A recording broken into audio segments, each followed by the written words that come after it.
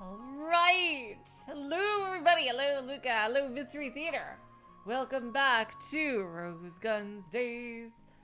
Last time our new assassin heroes, or protagonists I guess you could say, were tasked with an important mission for Primavera, aided by none other than the remaining wandering dogs! Yes! Oh my god! I did not expect to be seeing them again so soon. Oh my god, what a treat to have them back, even if they're without Zal. It's so lovely to see how how they'll be doing. Welcome T, welcome back to the stream. Oh my god. Alright, I can't wait, let's get back into it.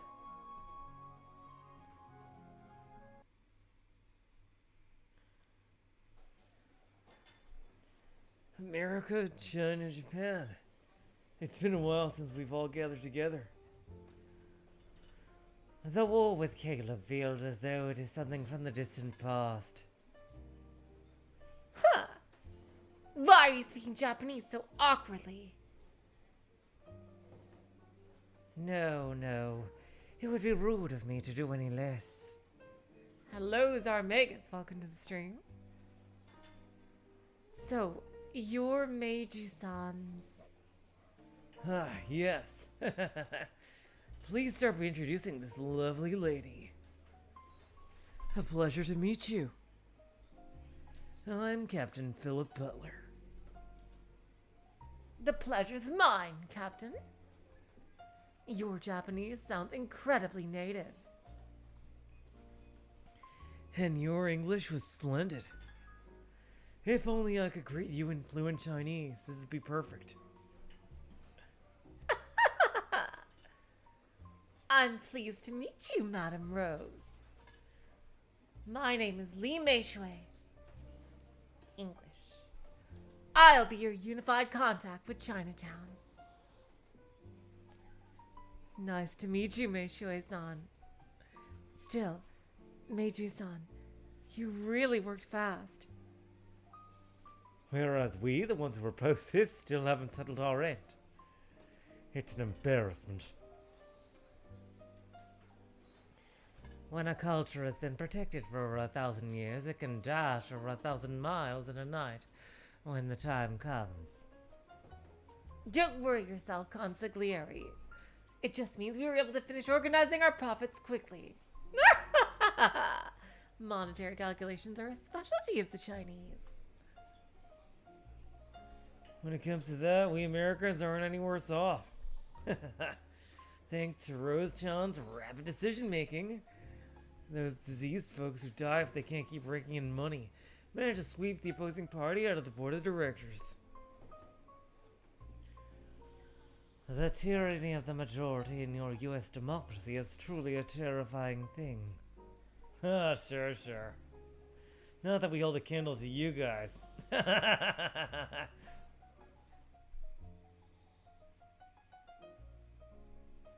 Enough of that, you two.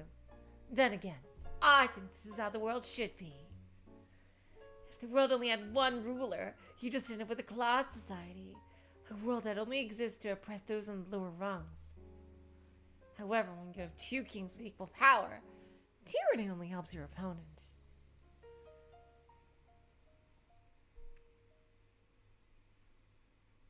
We can cultivate each other's character and bring peace to the world. Are you speaking of a Cold War situation? You know, like the one that's sure to come between America and other countries? I guess even a Cold War, with both sides pointing nuclear weapons at each other, could be called a peaceful one. Walls are only... Oh my god! Wow! We're doing this! We're really doing it now! The origin of the term that is repeated 10 billion times in Sakonia. Walls are only secure when they're supported from both sides, and all forces are in equilibrium. Though it can be hard on the wall that's feeling pressure from both sides.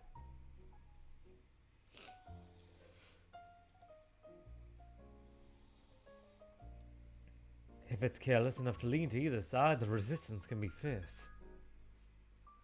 On the other hand, it gets support from both camps, which seems like a pretty nice position to me. I see all three of us understand the positions we stand in. What we want is stability. We don't want to stand in opposition to anyone. The U.S. feels the same. At the very least, we don't approve of trouble breaking out in City 23. It is the same for us. We truly hope our respective groups of comrades can interact peacefully. Of course, they were whitewashing the issue. They all felt the expectations of their respective camps. Butler couldn't afford to overlook the encroachment of Chinatown anymore. The Americans wanted to get involved proactively, offering attractive deals so the Japanese merchants didn't get won over by Chinatown.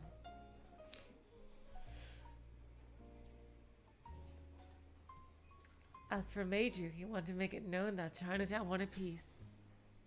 Even without war, Chinatown could use its vibrant knack for expansion to steadily grow its territory, just as it had been doing. Primavera was scheming to have America and China to compete with each other, while they got juicy deals from both sides. If things went bad, they'd be fated to get crushed underfoot by these giants.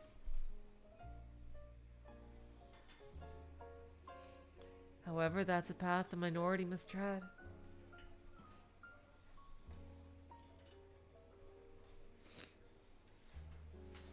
They had to constantly convince both sides that the Japanese were too sweet a prize to give up to their opponents.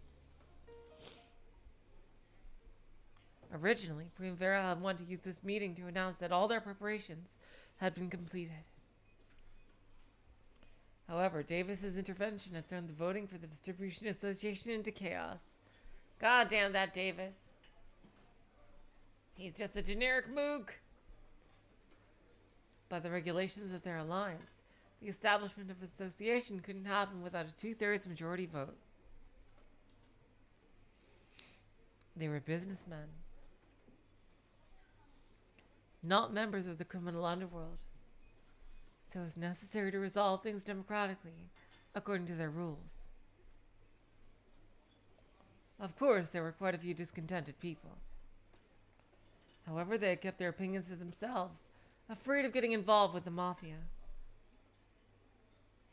The plan had been to take the vote and then wait, as the potential unsatisfied element gradually gave up, but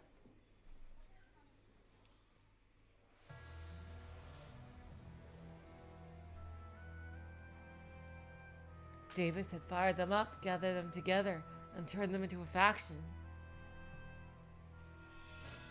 He had basically given them a blank check to act, spreading the word that he had ties to the underworld and the occupying forces and get them a favorable deal. Partly because of Primavera's drop in reputation after the soy sauce war, a group of the merchants agreed and accepted Davis's terms. It was unsure whether he had gathered enough people to change the outcome of the vote. However, by its very nature, a City 23 Distribution Association couldn't exist without the support of all merchants in the Japanese colony. Even if the vote passed, every member of the group that lost the vote would become a source of problems in the future. If they left Davis be, the seeds of discord would grow and grow.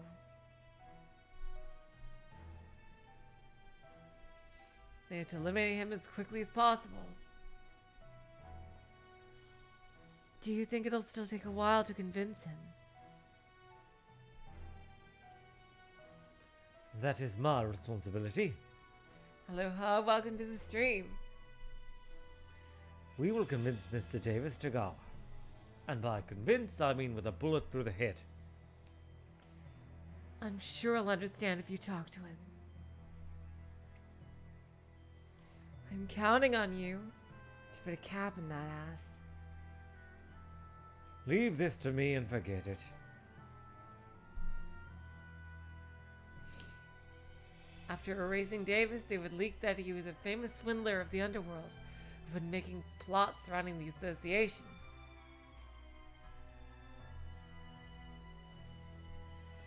The merchants were fundamentally cowards. They were only able to rebel because they had Davis guarding their backs.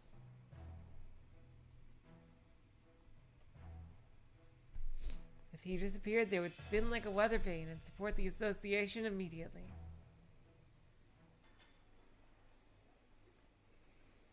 All you who have gathered here. Before we begin our discussion, I would like to welcome a new member to the conference. No objections here. The more boobies, the better. Oh my god, this is definitely early Valor. I have no objections either. It has been too long, Stella-san. Really? Stella? Oh, Stella, please take a seat. Interesting. She's gonna be here at the table with the big boys and girls. I'm pleased to meet you, everyone. Meishui-san, let me introduce you. This is Stella Mayogi. From now on, she will be handling this deal along with Consigliere Richard. Chinese. Nah. I don't know what you're saying. Still, it's a bit sad. Stella-chan, are you really quitting your job at the club? Oh, it won't be a complete retirement right away. I'd like to gradually shift my focus to this realm, learning as I go. Oh, thank you, Guppy Force. Welcome to the stream. She said, "It's a pleasure to meet you, Miss Meishui." And Meishui said, "Oh, don't sweat the formalities. Let's work together, okay?"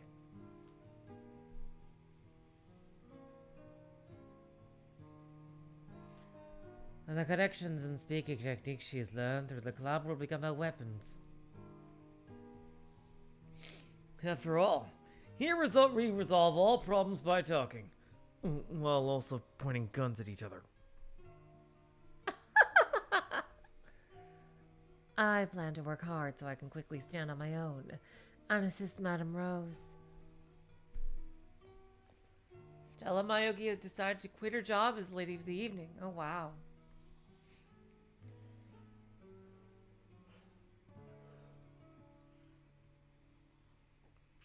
To Richard, the decision had seemed sudden. But of course, she had reached its conclusion after a long time thinking in her own way.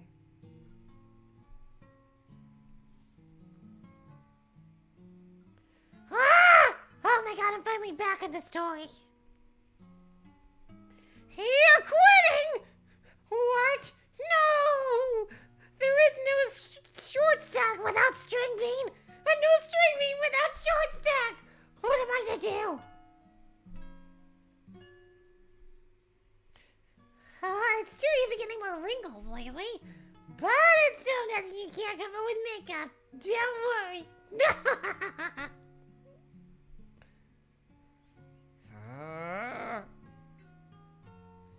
Thanks for trying to stop me. I'm serious. Oh boy. Really? What, is it time to be the Viper or something? Will I see you again when something else cries? Am I gonna have to go back in time and drop chandeliers on you? What the fuck? Something like that. You're right, I'm getting on in years. I've lived as I pleased, uninterested in anyone but myself. But now I'm at an age where I can't do that. Pity. So, it's time for Granny to retire! Now this club's mine! I am the supreme ruler!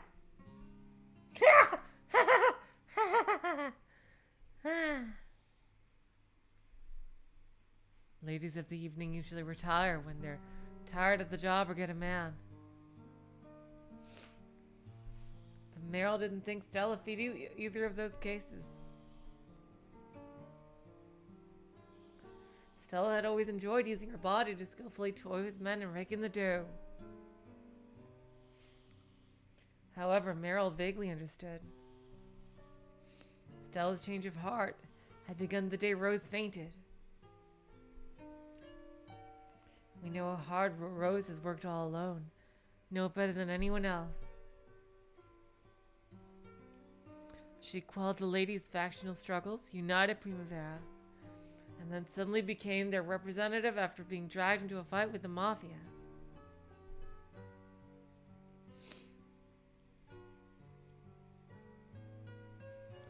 By now, she cared for all of her countrymen, not just ladies of the evening, and continued to work without rest. Furthermore, Consigliere Richard was Stella's big brother. She must have heard more than anyone about the urgent matters that always surrounded Primavera, leaving no room for rest. Do you remember? Remember that day when we were chased by Caleb's bunch and escaped into the rain? I remember. That day, we accepted that girl as our madam and swore to each other to support her.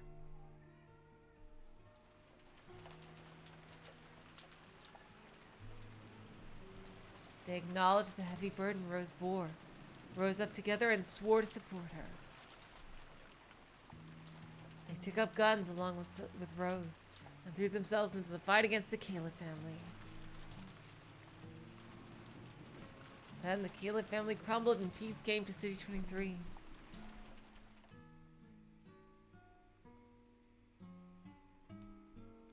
After that, the Primavera family was formed, and we finally gained stability as ladies of the evening. Protecting a workplace for ladies of the evening was a big accomplishment for us. That's right. A big accomplishment. But Rose didn't stop there. She kept on moving forward.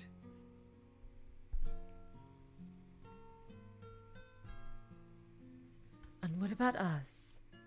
Did we move forward with her and try to support her? Well, I guess we did just kind of stay in the background and become comedy relief. Even more so than we already were. Ah, fuck. We didn't do anything! We just watched her behind and enjoyed the peace she's given us, and just let the freaking wandering dogs become secondary main characters. Ever since the fight against Caleb ended, we haven't done anything to support that girl. When Rose fainted, I finally realized. When that girl's gone, everything will end.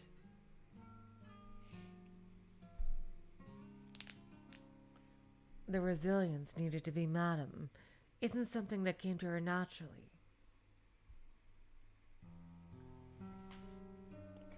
We just promoted her because she was good at dealing with factions. You're right. If we knew Primavera would turn out like this, it might have been better to choose someone like Amanda.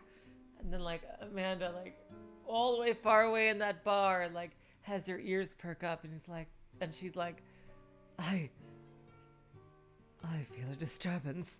I feel a disturbance. Like some kind of short blonde gremlin is talking about me.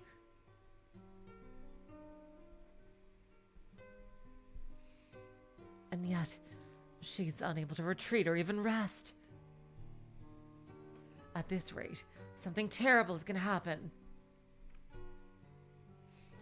You've thought the same thing, haven't you?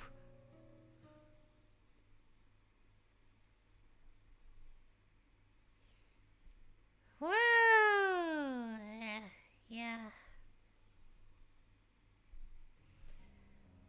you're smart.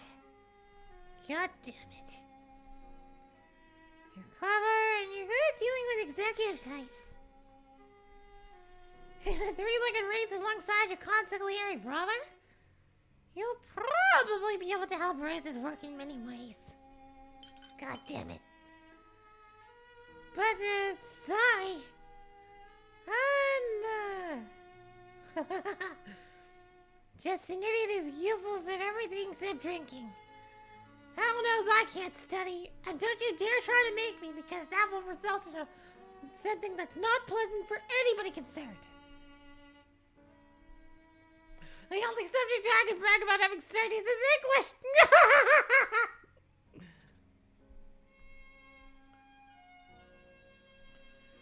During my rebellious phase, I started hating everything about Japan. I studied English like an idiot because I thought it was cool. But I didn't study anything else. I got pissed and decided an idiot might as well have their idiocy as a redeeming trait. Now I finally regret it. If only I'd studied more! God, I hope this is not going to become a recurring freaking factor in people that look like me.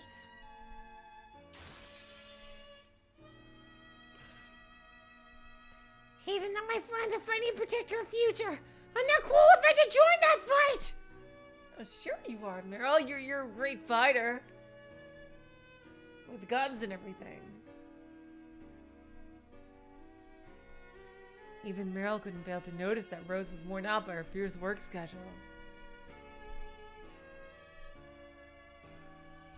However, Meryl didn't have the learning or knowledge to serve in Rose's place.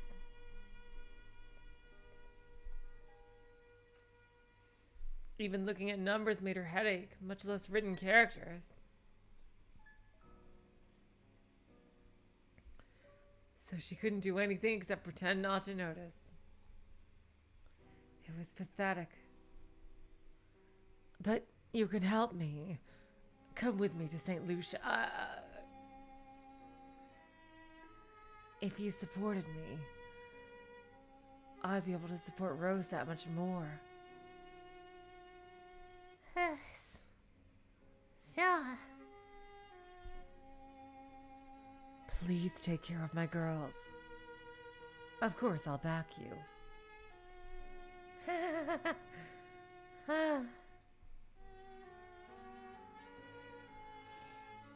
We sort of keep forgetting this, but we're enemies, aren't we? That's right. We've threatened each other in the past, saying we'd pull the trigger without hesitation the next time we saw each other's face.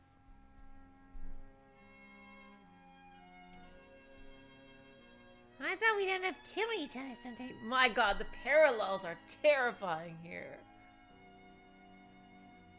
This is crazy.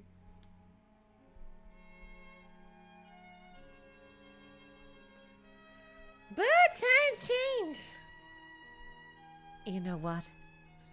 The times don't really change. Yeah, you're right. Time just advances. The only question is whether people can change enough to keep up.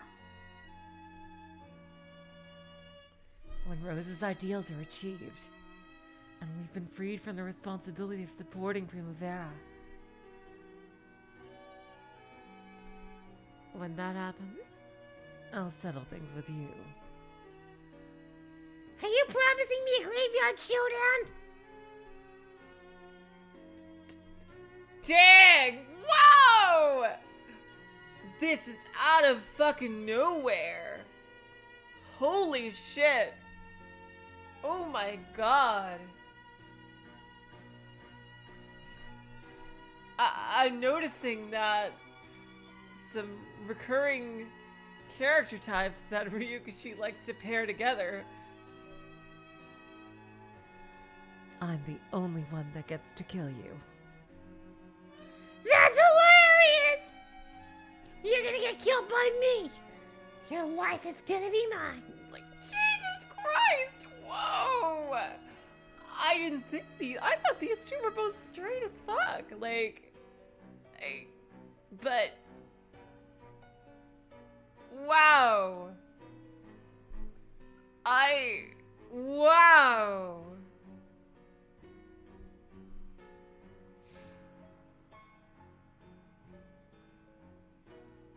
This is... Wow! My God! It has been a while, Mystery Theater. Like, holy shit.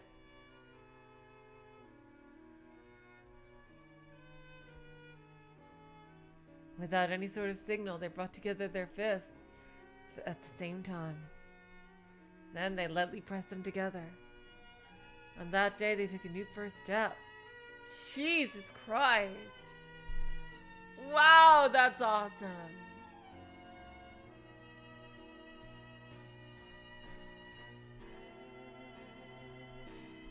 When Rose heard she was happy, she cried out loud. She was already starting to realize that she couldn't make her ideals a reality by her own hand. She needed comrades to support each other.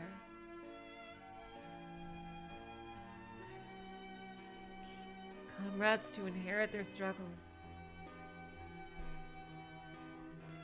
Rose decided to accept Stella and Meryl's determination. And so, what was once a three-way feud over the position of Primavera's madam finally ended.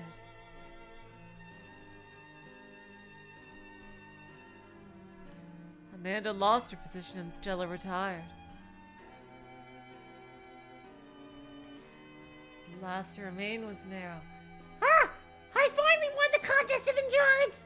Oh my God!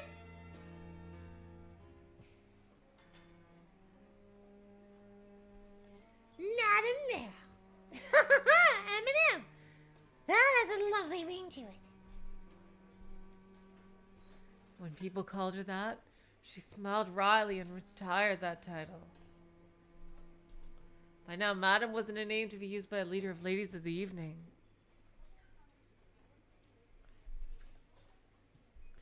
That name was meant for one who led City 23, and who led her countrymen into the future.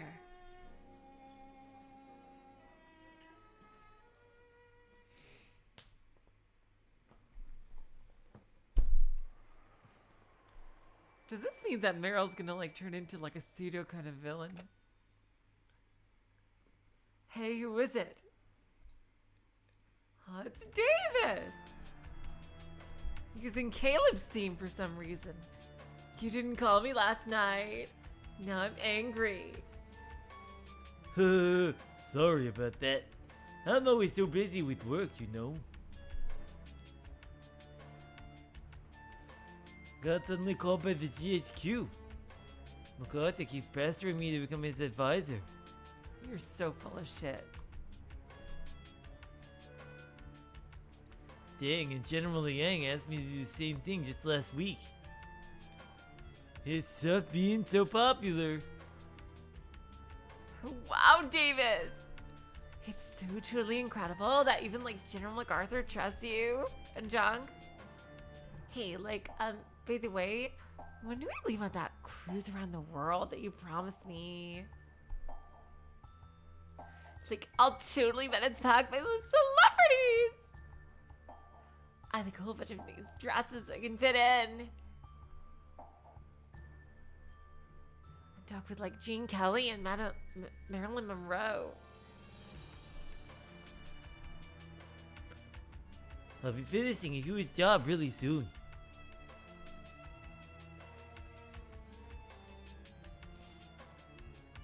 Then I'll have my hands on a lot of money. I'll pack it into an attaché case. Then I'm off to see the world.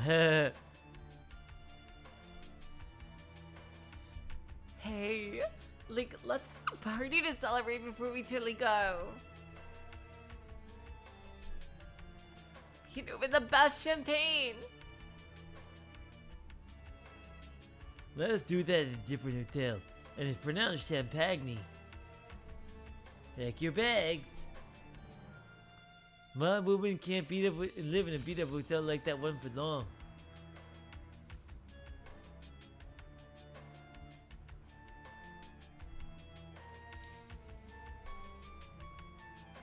Ooh, like, I was totally thinking the same thing.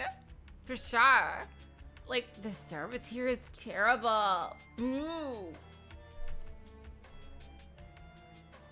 I'll come for you tomorrow evening. Get yourself all dressed up and wait for me. Like, oh my totally gosh. Ah, yes! Bingo! Nina had used human wave tactics to wiretap all women under suspicion. Diggity dang to damn. However, she'd had her eye on this woman in particular.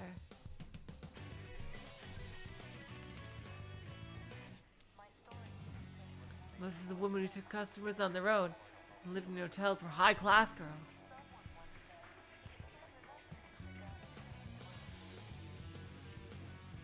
Obviously, their customers were all high-class as well, and they could tell those customers apart by their atmosphere and appearance.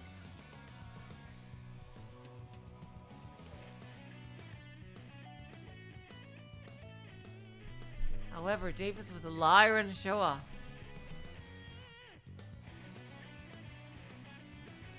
He couldn't possibly have tricked any of the high-class girls.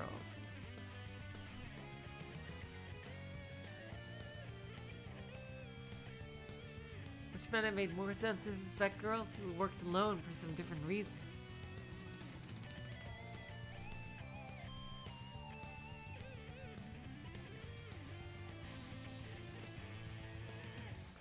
Someone who wasn't cooperative, who had left the protection of an organization. Not to mention that he doesn't have his own sprite, Mystery Theater, but that his girlfriend is literally one of the generic random girls. He's really hard to take seriously. That's why he really seems like a total mini-boss here.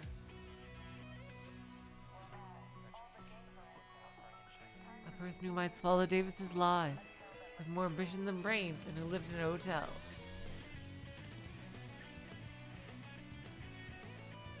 Nina narrowed down her list down to women who fulfilled these conditions, keeping her net up at all times.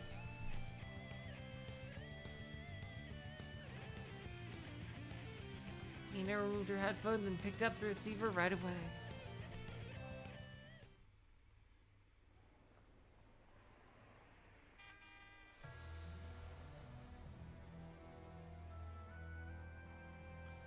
My apologies for keeping you waiting.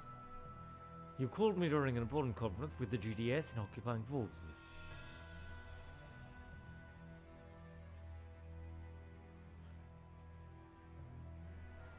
I hope your news is happy enough to be worth it.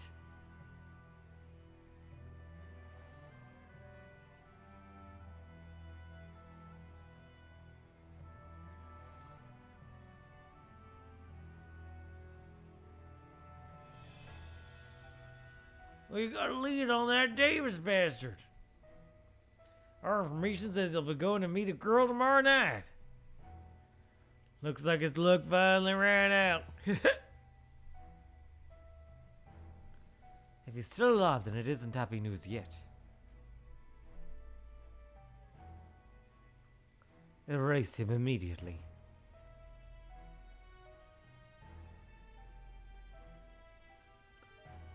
If he's still alive, then it isn't happy news yet.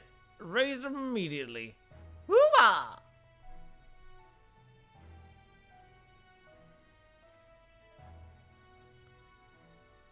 So we're on as planned? Of course.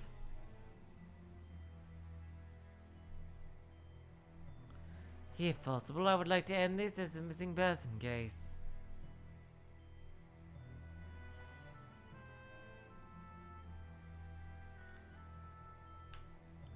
Of course, if possible, I would like to end this as a missing person case. Please erase him quietly. Ooh, let's see what he does.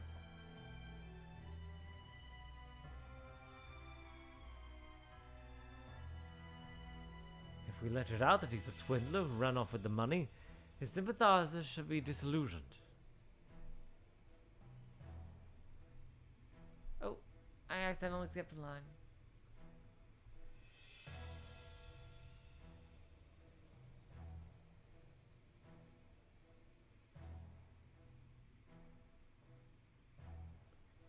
If it got out that he'd been killed by the Mafia, his sympathizers would make a scene about it. Being Primavera's doing, and the problem would get worse. Erasing him quietly was vastly preferable. I know.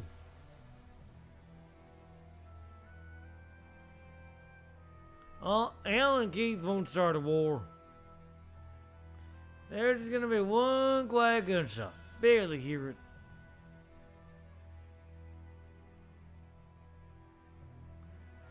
What about his woman?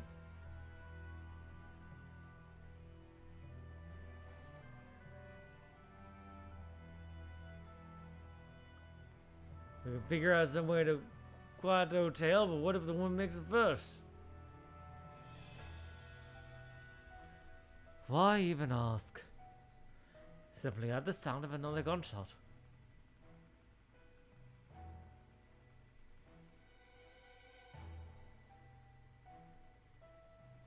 Figures you'd say that. All factors that impede Rose's work must be eliminated without mercy.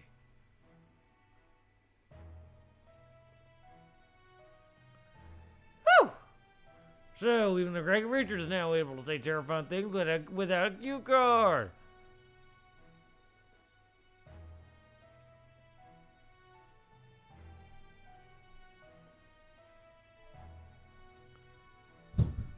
I see. Oh, I need to check something upstairs.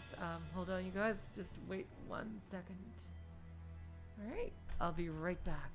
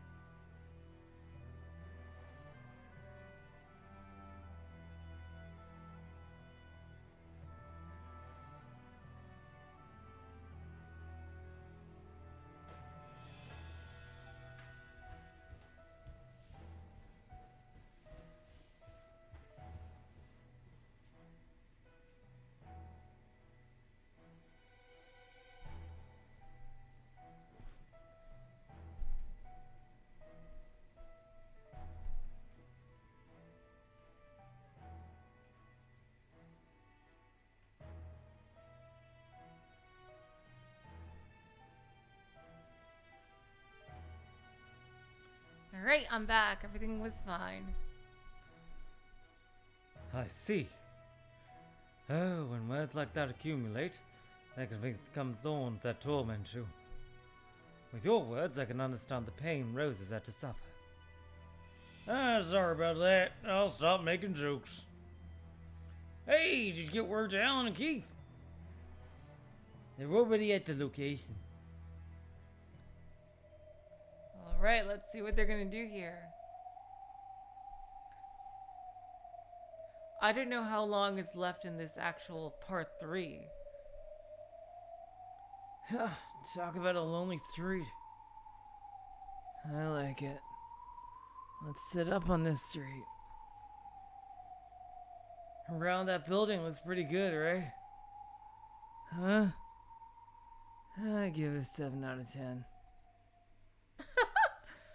But if there's nowhere better, that'll probably do. The pair of them decided to sit up in front of David's Women's Hotel. The lonely street in front of that cheap hotel was dark, and hardly anyone passed through it at night. A gunfight might be a different story, but the residents would probably assume they misheard it if a single gunshot went off.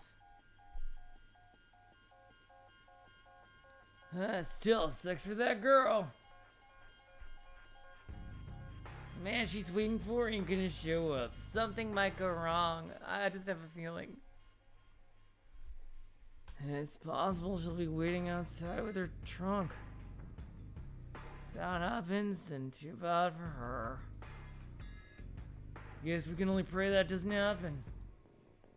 Hello, apparition. Welcome to the stream.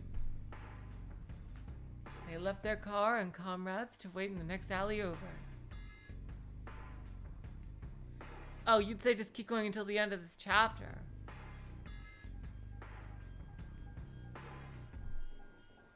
I mean, we're not even halfway through, almost halfway through the stream yet. Apparition, do you know how many streams roughly until the end of part 3? Because I had the feeling somehow before that part 3 would be over relatively quickly, but we'll see.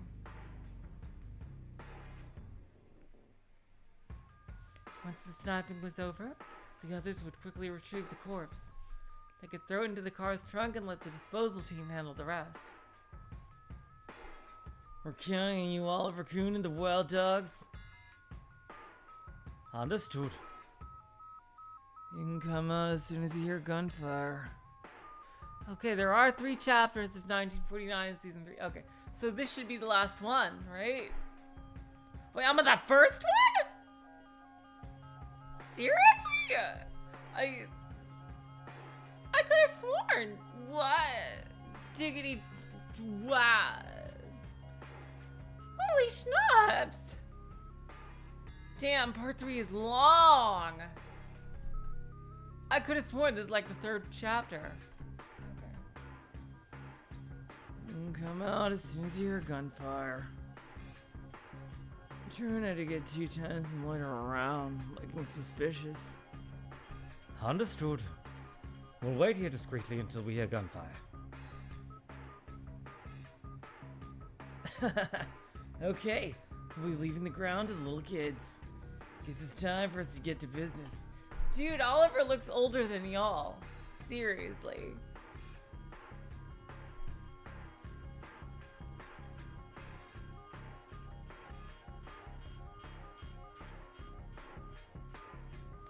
Where are you planning to shoot from? Sorry, trade secret.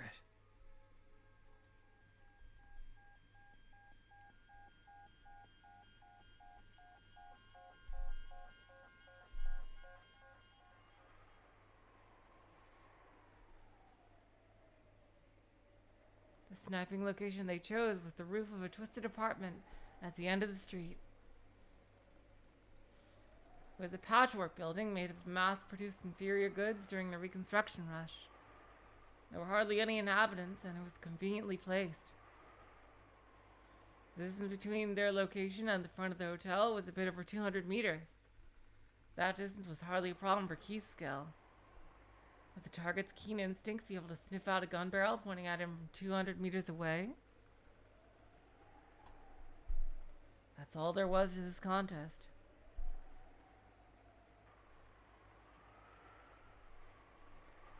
Okay, let's set up camp here. This could be a long one. Be ready to stay holed up for about a week.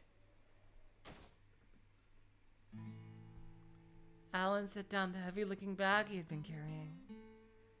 Inside were food and drink.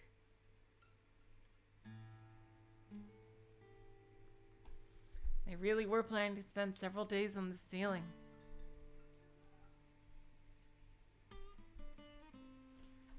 According to the wiretap, their target would be coming for the woman at 10 tomorrow night. However, this was a tricky customer. There was no guarantee he'd show up at the planned time. He might be heading here right now, or he might show up several days late. Keith immediately got into sniping position. However, there was no tenseness about him. He looked about as calm as someone sticking a fishing rod into a pond. It's not uncommon for snipers to wait several tens of hours for a target.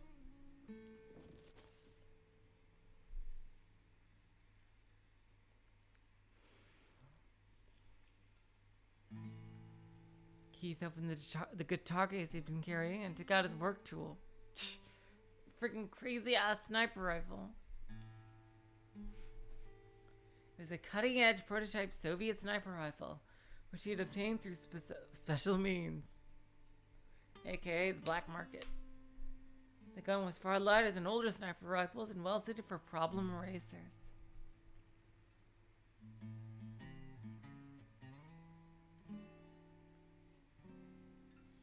It was superior to older models in all sorts of ways.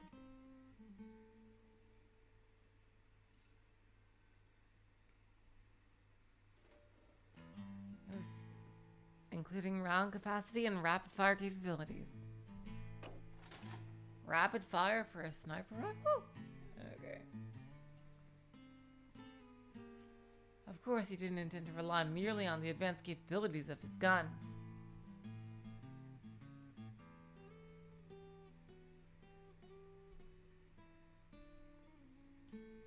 It had been remodeled key style down to the smallest details. Naturally, the stock had been shaved down to fit better in his hands, and it was tuned to perfection.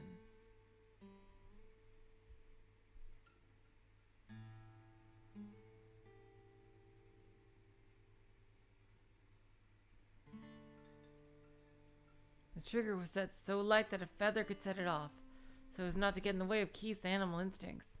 I always figured with like a trigger that's that light, wouldn't like the wind be able to press it?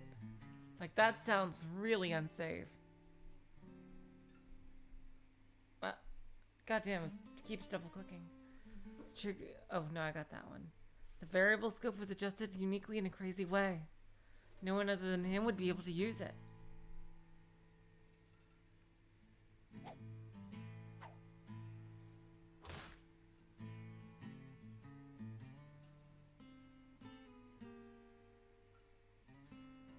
He had made countless minor modifications to every part of it, which include finding the perfect balance between the weight needed to hold the gun stable and its natural lightness.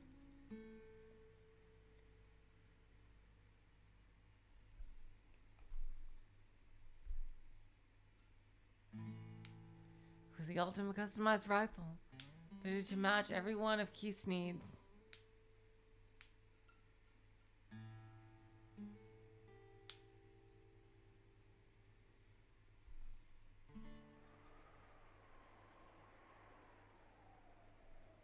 Carefully searched for a position it would be easy to shoot from, trying out various postures. Davis would presumably arrive by car.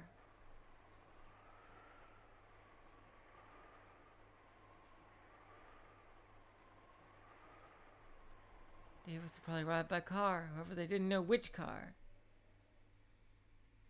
So every time a car stopped, they would have to check if any of the people getting on or off were the target.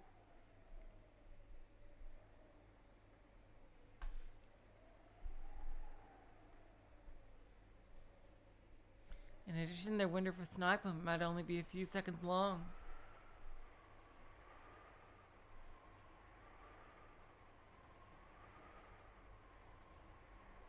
They were prepared to use those reflexes at any moment in the next 24 hours, possibly longer. Should stay cool for a while.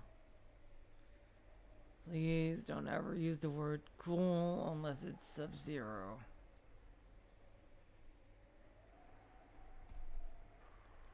Whoa, you're pretty aggressive. Restive, not depressed, and I gotta rest. What the heck's that? Dang. Those two are very cute.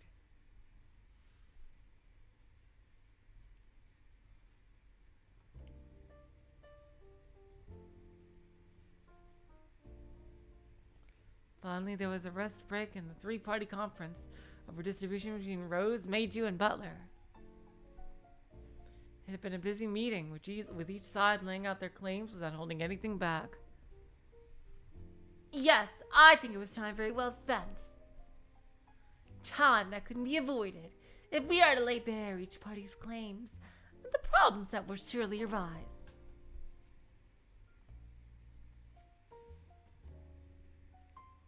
It soothes my heart to hear you say that.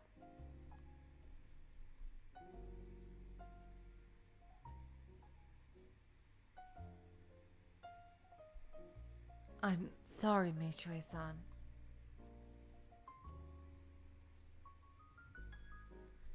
Even though this was your first time, the debate got so heated. No problem. A meeting like that doesn't get heated. It's no better than cold, fresh fries.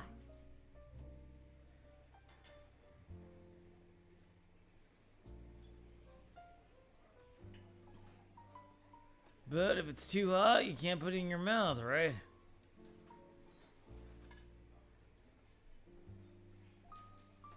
Once you cool your head, it will chill to a suitable temperature. Furthermore, it was a good opportunity to gauge each other's enthusiasm. I agree.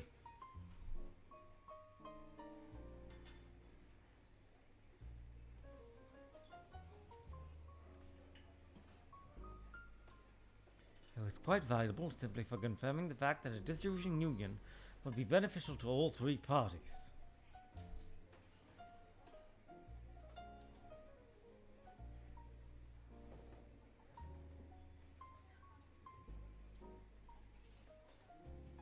Richard, who had been left partway through the meeting, had been in high spirits ever since his return.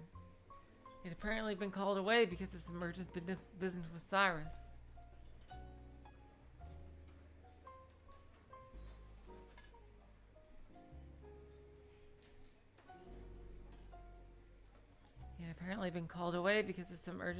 Oh, I already read that line. So it must have been some good news, hopefully. After all, no one would be interested unless there was something in it for them as well. Okay, bye, Luca. Thank you for coming. Exactly. You're just talking about ideals, and that brings it up to second rate.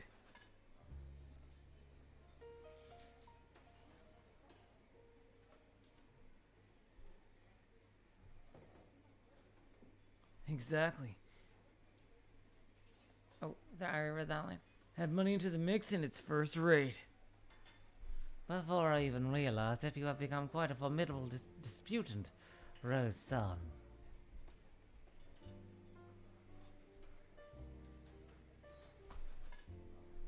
Not at all. I'm the same as you all. There are responsibilities I bear and countrymen I must protect.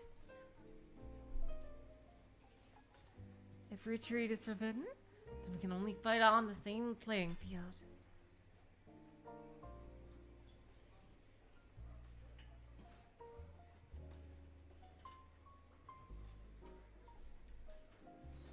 Her gentle smile calmed the atmosphere.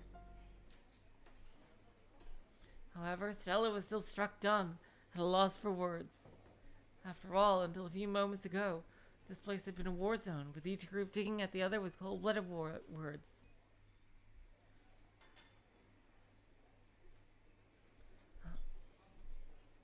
Come to think of it, when she was a lady of the evening, she had only ever encountered Butler and Meiji during fun banquets. Though Butler would sometimes raise his voice when complaining about his work, it was somebody else's problem.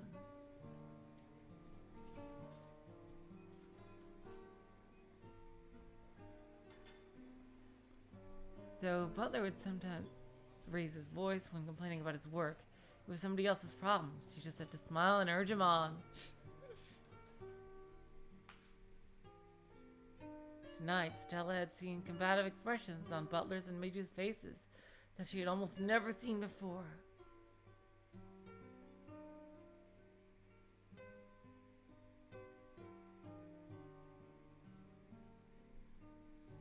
On reflection, she had only ever chatted with them happily over drinks before. Even though she had known that they had this side to them, it had been a considerable shock. Yeah, she doesn't know a lot about this aspect. And it made her feel pathetic.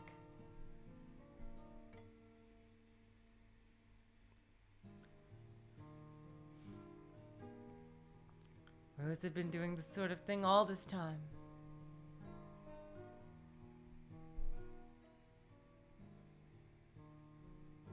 Constantly and without rest. Jeez.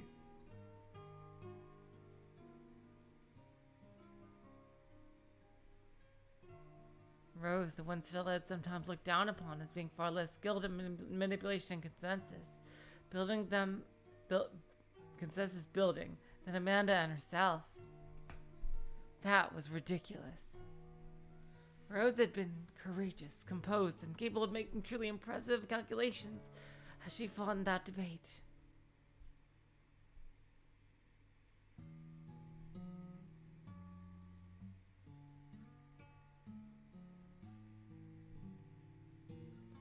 The others had long since realized that she was trying to pit America and China against each other, profiting from their fight while getting cheap deals from both.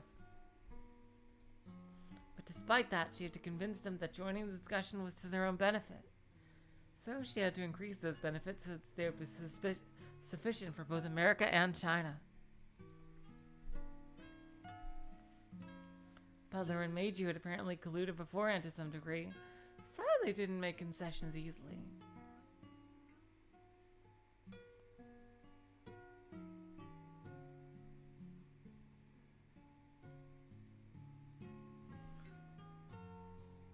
Butler and Meiju had apparently colluded beforehand to some degree, so they didn't make concessions easily. However, American and Chinese expectations were slightly different. Meiju had nothing to lose if Rose's distribution association plan came to a standstill, but Butler was in a slightly different position.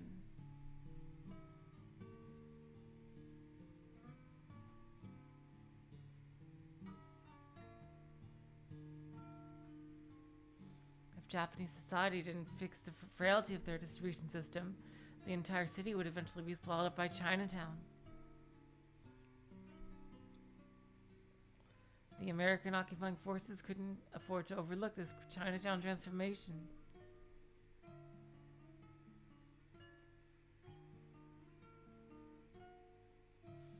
Before the meeting started, Rose had predicted that the American-Chinese collusion would lead to Meiju coming in aggressively, so she made a secret agreement with Butler. My god, this is like freaking 5D chess here.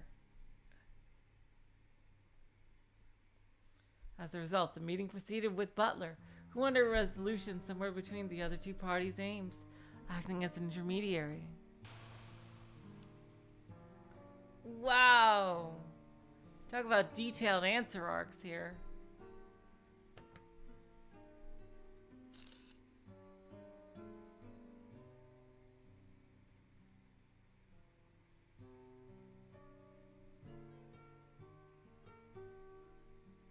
Alright, let's save. Let's go to the next page. Oh my god, we're starting on page 5, you guys. Can you believe it? As a result, the meeting proceeded with Butler, who wanted resolutions between the other two parties' aims. Oh, yeah, I already read that one. As all three parties made compromises to the others, they worked out certain points of mutual agreement. Stella had been unable to do anything but watch over this melee of words, stunned.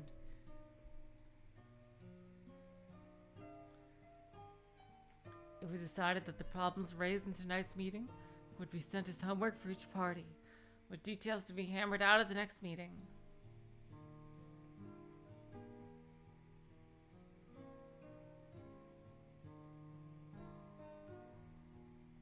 However, they had been successful in reaching a broad outline of an agreement. since Rose wanted to quickly build an association, removing the Japanese's vulnerability to outsiders, disrupting their distribution system.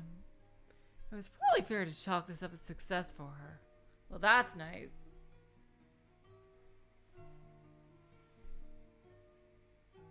So what about the other two? Weren't they hanging their heads in exhaustion? Or were they shaking with an uncontrollable anger?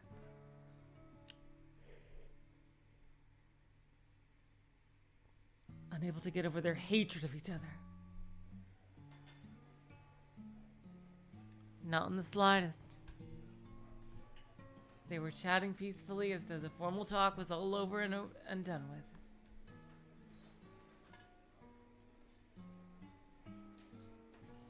Preparations for a drinking party began immediately. There was even an after party being set up. Stella had to take her hat off to Rose's vitality as the latter smiled and asked everyone to have fun, drinking for a change of pace. We're not going to see it like the other one, I guess.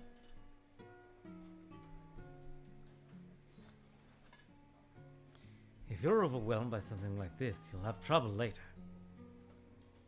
What are you talking about? How rude.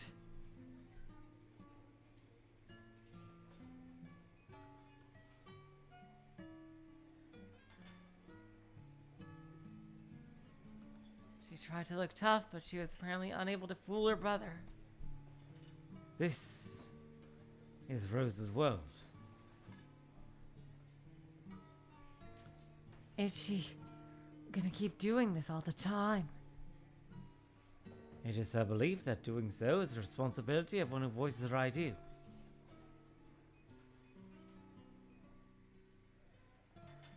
However, her ideals are not something that can be accomplished alone, in a single generation.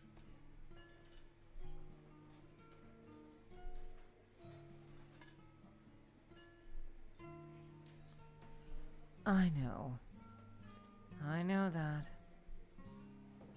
That's why.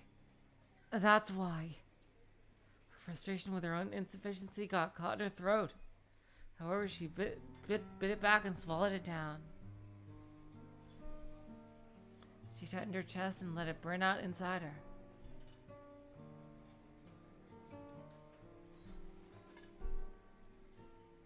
It's not like it's something she can do and I can't. It was just a sudden shock, so I was a little surprised. I'm fine now. You have plenty of exercise dealing with women. God, I cannot read today. You may have plenty of experience dealing with women. But as this is your first time in a discussion with men, is it not? That's true. Outside of the bedroom. But I understand now.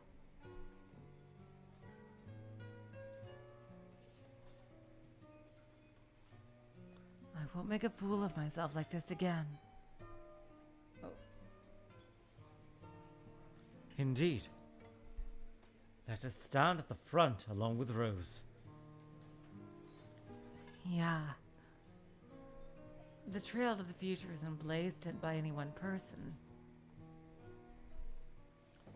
We all blaze it together.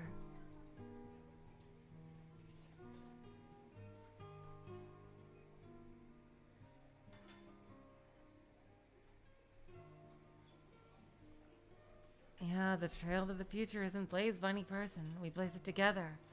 And that starts right now.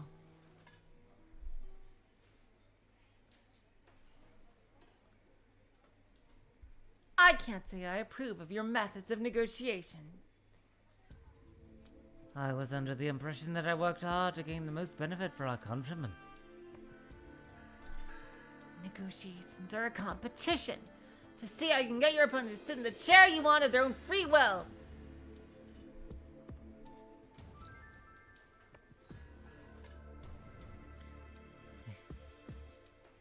You negotiate violently, as if you're dragging your opponent down to a chair by force and crushing it underneath him.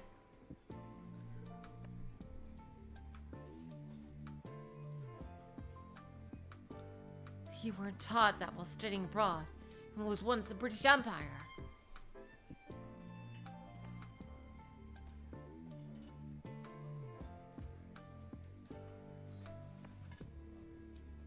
That's right. My friends in Europe were all intellectual and gentlemanly. When people like you negotiate the way you did, that just spreads the misconception that Chinese are violent.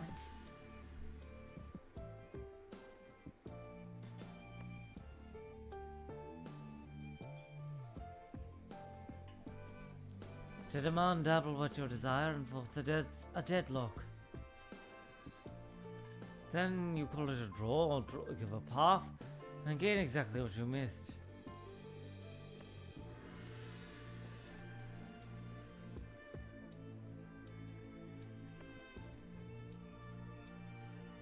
That is the most effective method of negotiation. Oh, sorry, we missed this line somehow. To demand double what you desire and force a deadlock, then call it a draw, give up half, gain exactly what you wanted.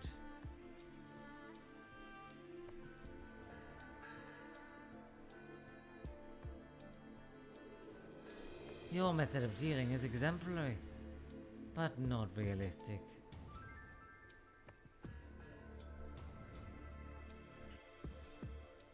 Your method of dealing is exemplary, but not realistic.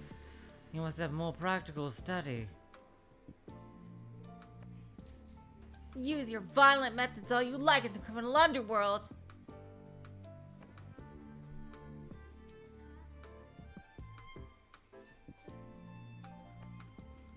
However, making deals for the Distribution Association is the job of my honest business.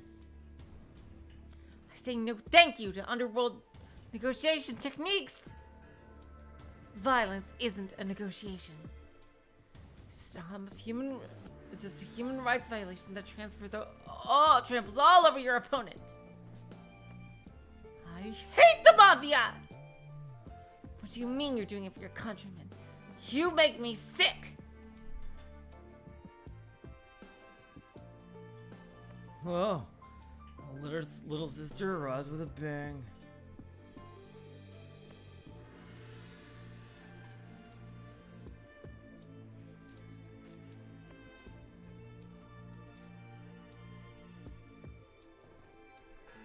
I should have brought my little sister from the States.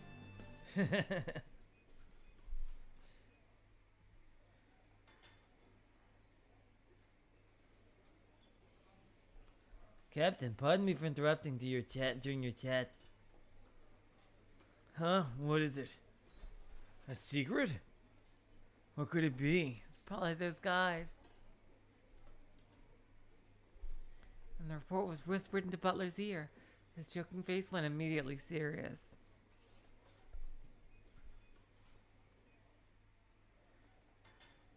I never heard anything about that.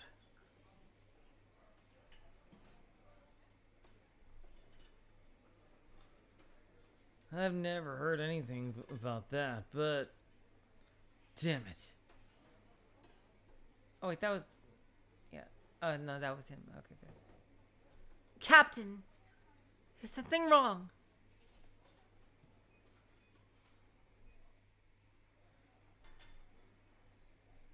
Pardon me, Rose-chan, Stella-chan, and Meishui-chan too. A bit of urgent business just came up. Sorry, but I'll have to take my leave for the day.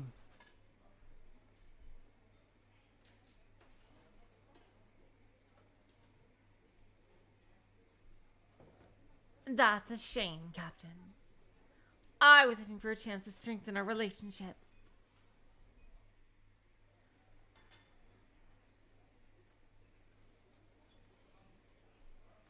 Oh, urgent business for the man in charge of maintaining public order.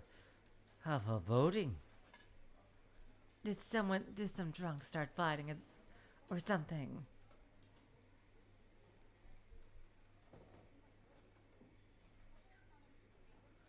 If you left the matter in our hands, there'd be no reason to trouble yourself, Captain. Captain, is there anything we can do to assist you? It's no big deal. Don't worry about it.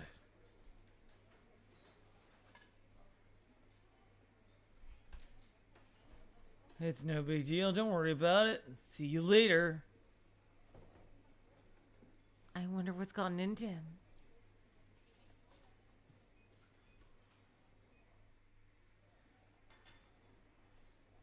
I imagine the might of this city stirred up some nighttime disturbance with each other.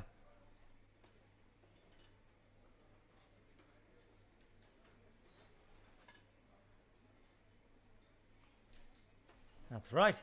It's nothing for you to trouble yourself with. Please leave all minor matters to us.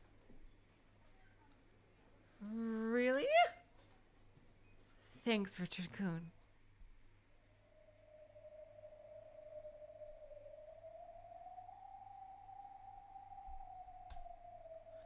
The information said Davis would appear the following night. However, they had heard that he was a man with good instincts. He's possibly got an early start and show up tonight. On the other hand, it was hard to imagine that turning into a case would force Butler to leave early at this hour.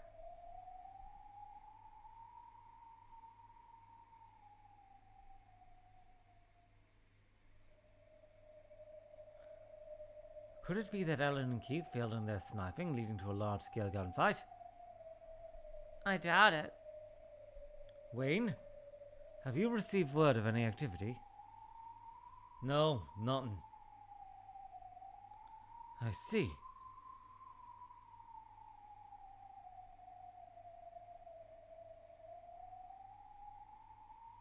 I see, then perhaps my fears weren't founded.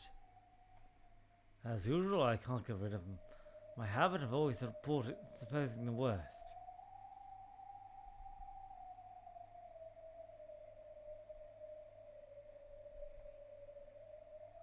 As usual, I can't get rid of my habit of always supposing the worst.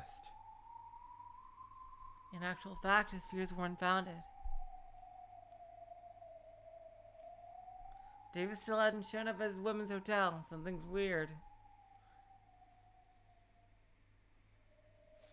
Alan and Keith were still in a sniping position, sitting still as they waited for their prey.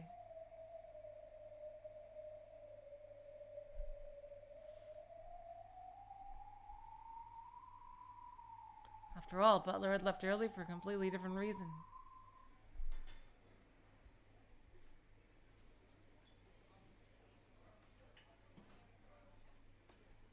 Hey, Xiaolan.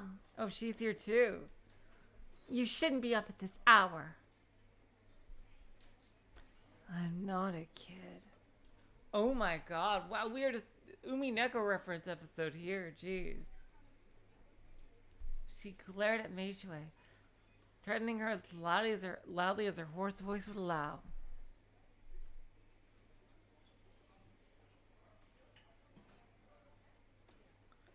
Meishui couldn't really make out the words. She sat there wondering if Xiaolan might be in a bad mood.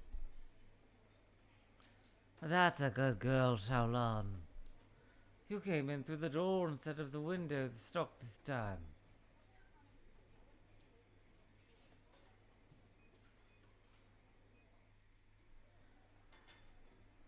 That's a good girl, Xiaolan. You came in through the door instead of the window this time.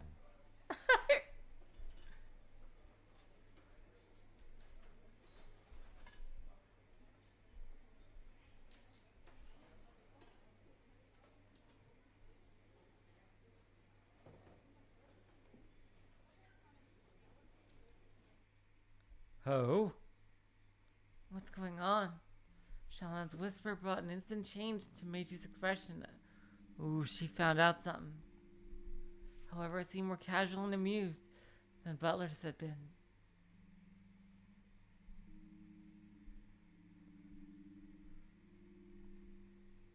After finishing her report, Xiaolan slipped away like a cat who has gotten bored with her game. Don't tell me urgent business came up for you two.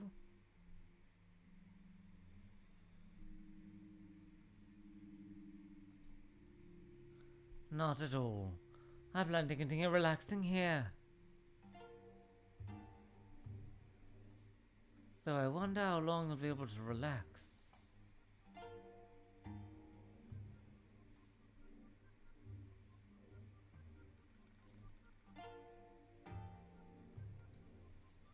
Rose couldn't make out Chinese, so as was his usual habit, Meiju had muttered to himself in that language.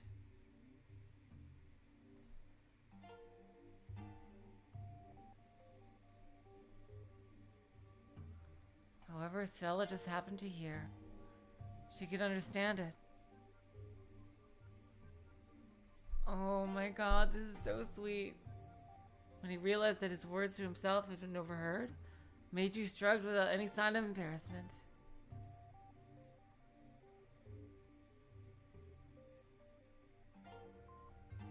Meiju-san, what on earth is going on?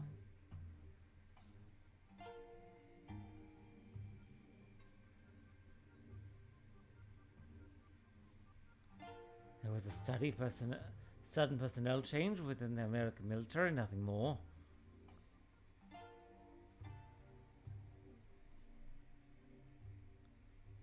The American military? Is that what the captain's sudden business was about? Something about an officer being sent from the GHQ to a special mission. With regard to the endless feud within City 23. Why did I say true self? God. I am just not being able to read today.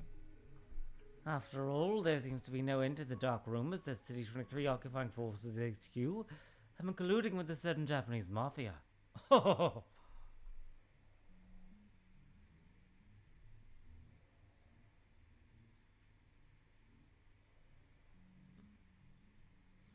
course, Primavera was only able to spar with the GDS in City 23. Because of their corrupt relationship with the occupying forces HQ.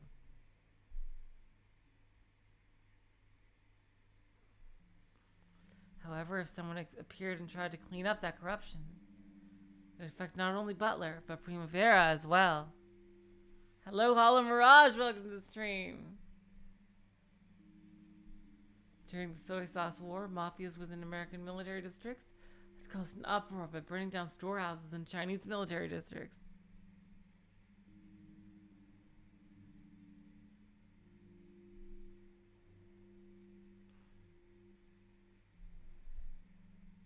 They did make significant cash arrangements with the GHQ through Butler beforehand, so it never led to an emergency. But maybe the disturbance had been too big after all.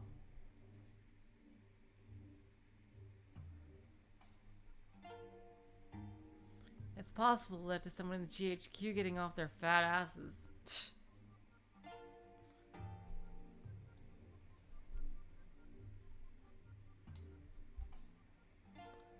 The man is Major Gabriel Cabaraya. Gabriel. We don't know details, but considering that Captain Butler didn't hear of his arrival until after the fact, it's hard to imagine them being within the same faction. Major. So he's the captain's superior. Is he a general?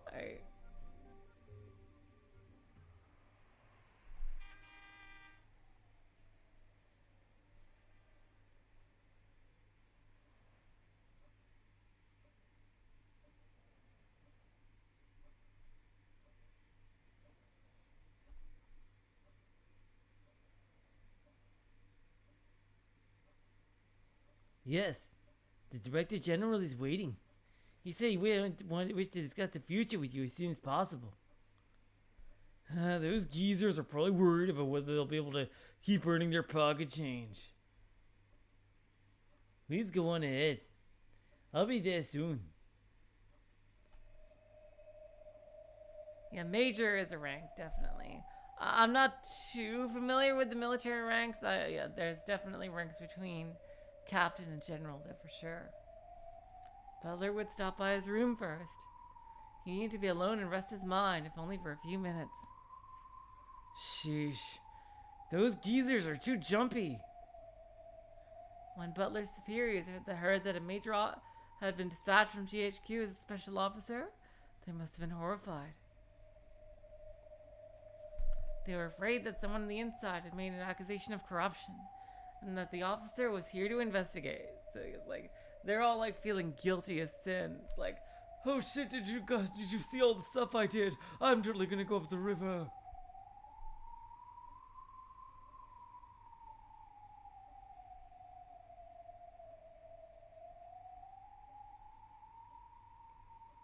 their business have been silently acknowledged thanks to generous sharing with high GHQ officials.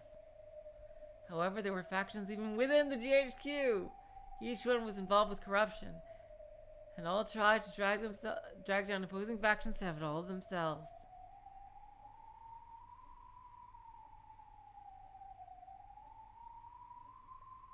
It was possible that an opposing faction had sent this officer in search of a scandal to bring down their rival. During the last year or two, City 23 had gotten a bit too active. Nighttime disturbance that ended with the war with Caleb had been a one-time deal, so they were able to cover it up. However, that high-wage policy had caused disturbances in the surrounding cities, and the soy sauce war had even sparked chaos in the Chinese districts.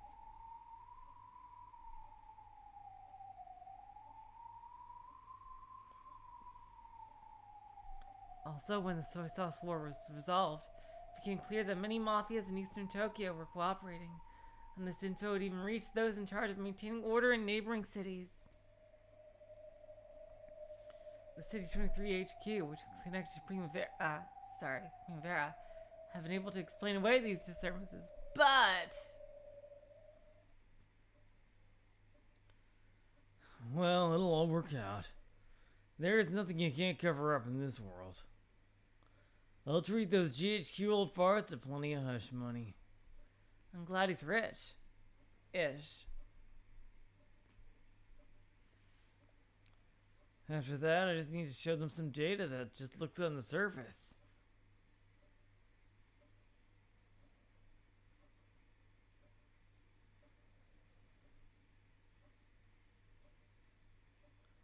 After that, I just need to show them some data that looks good on the surface, then ask about the major's preference and boobs.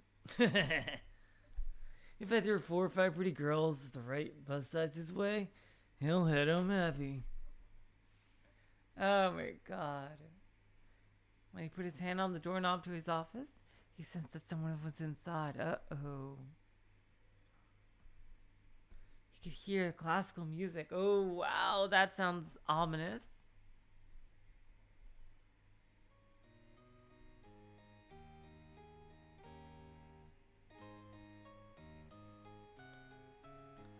Someone had started Butler's record player without asking. That record had been given to Butler by someone trying to brighten his mood. It never hurts to receive gifts that are less than bribes. So Butler never remembered who had given them what. Oh no.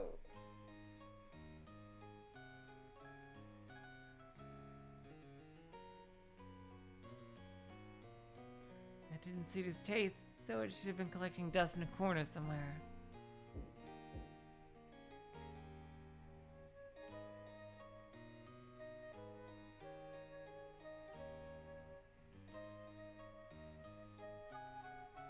Butler knocked on the door of his own office for the first time. Captain Philip Butler here. This is my goddamn office. There was no answer, but he could tell that someone certainly was in there. It was probably the sound of humming. He must have been truly enjoying the classical music playing at full blast. Wow, I did that in college. Wow.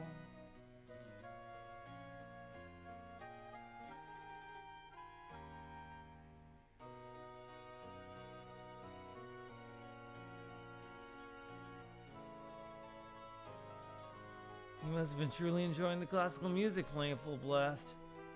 Butler readied himself and opened the door. Let's see who is in his office. Classical music poured out. Even though it was his own office, that alone made it feel like an entirely different room. Pardon me, Major. Oh, we're gonna get to see him. Oh my god! He's a Kaworu slash a Komeda, isn't he? Oh my god. I'll bet that's what he is. God, now I have to give him that type of voice. Totally. Oh my god. Wow.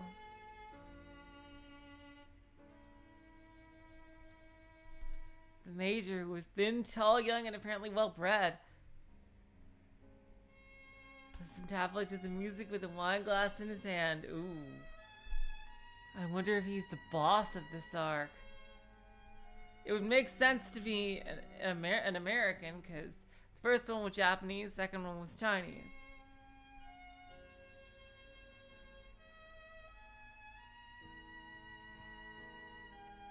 The open bottle of wine was also something that had been offered to Butler by someone. It was supposedly high quality, so he had kept it at the bottom of his drawer, hoping to use it to bribe some wine lover someday. Okay, you guys, I'm just gonna get a drink. I will be back ASAP. We'll continue with this, definitely. Don't worry. I'm not going anywhere yet.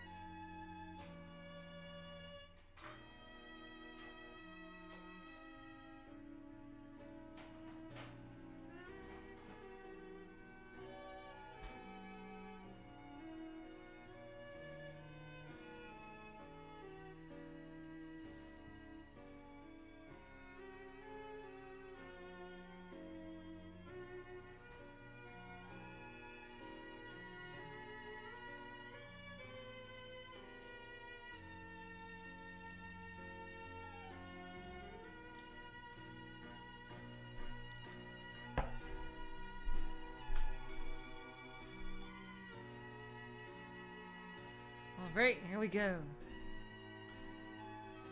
How is it? I understand it's from a good year. Alright. Oh my god, oh yeah, totally.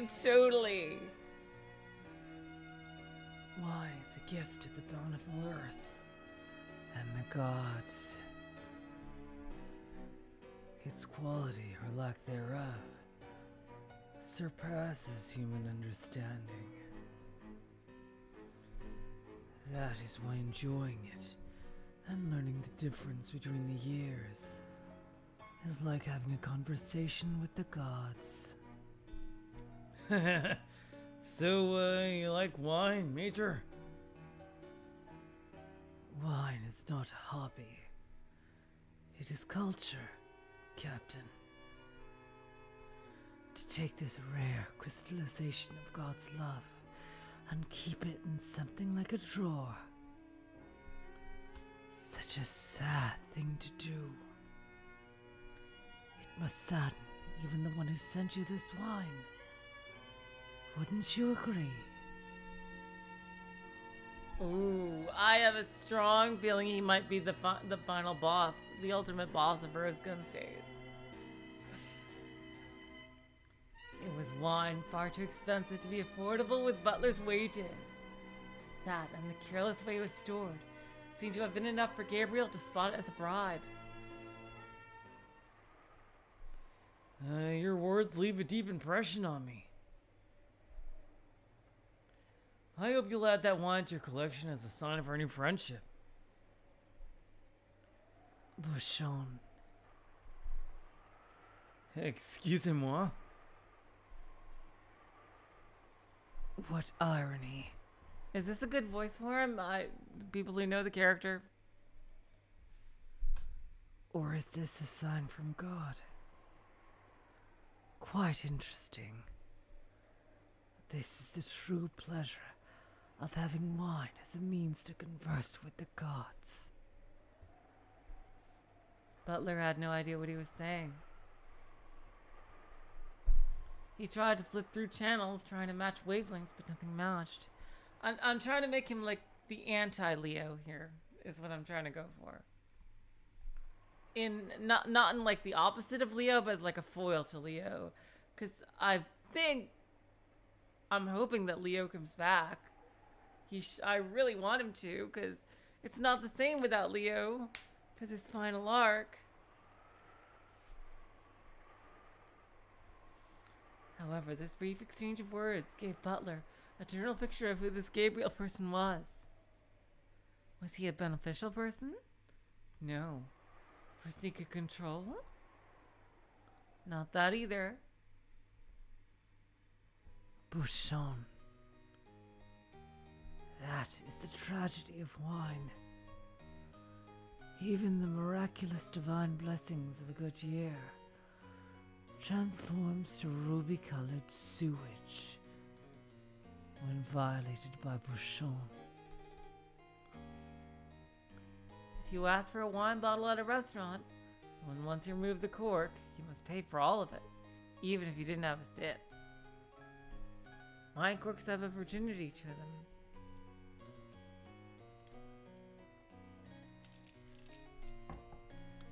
When you ask for a bottle and the cork is taken out, the contract for the wine is already complete.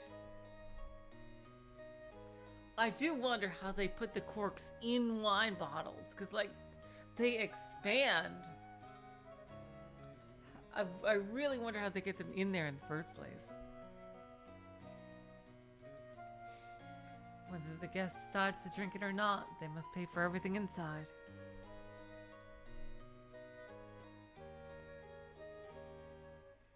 In that sense, one might say the cork was worth just as much as all the wine inside the bottle. However, there is one exception by which you can return the bottle even after having a sip. That is Bouchon. What does that even mean? Ooh, interesting. I never even knew this was a thing because I don't really drink. An unfortunate accident of wine, where the smell of the cork invades it and ruins its scent. That's why when they open the wine bottle at their expensive restaurant, they start with the tasting.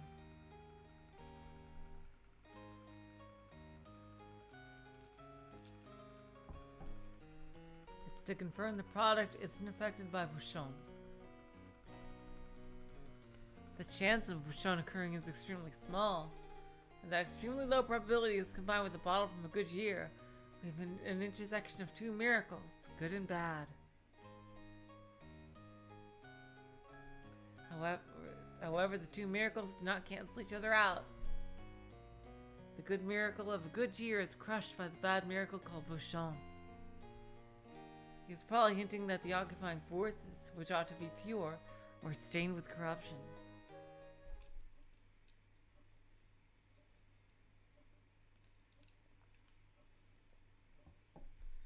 So, if you put a drop of piss in a barrel of wine, the whole barrel becomes piss. What a waste of my efforts to avoid such a crude analogy.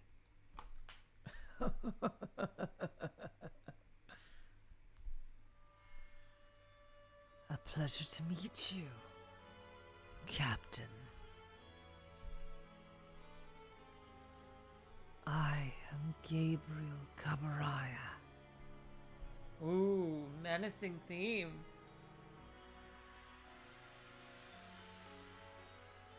I don't think the two of us will get along well, but I'm pleased to meet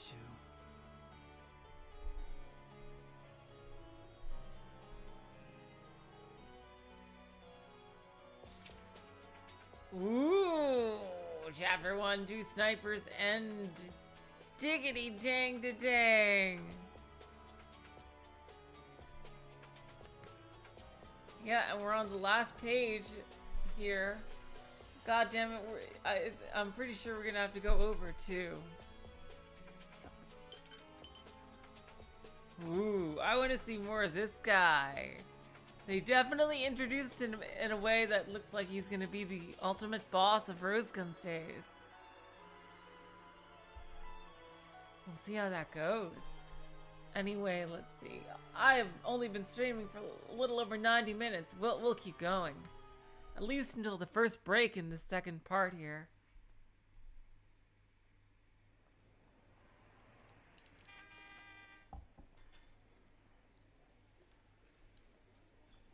Alright, we're starting right back up with him. A fine restaurant. I can see why the general chose to frequent it. I wonder when we're gonna see him fight, like what he looks like when he's fighting. I'm surprised. You got quite an appetite for the morning.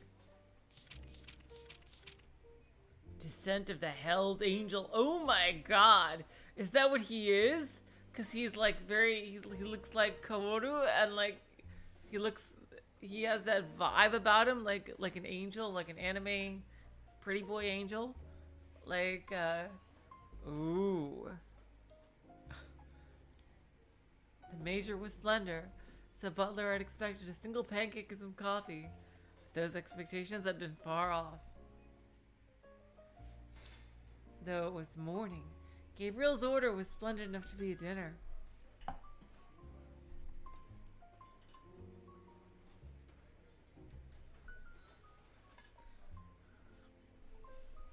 Margaret Wilson had a saying about 3 meals.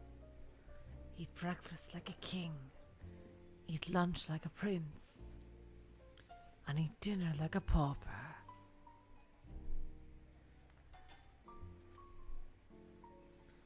The desire to eat a lot at night, when all you're going to do is sleep, is a temptation from Satan with the purpose of corrupting men.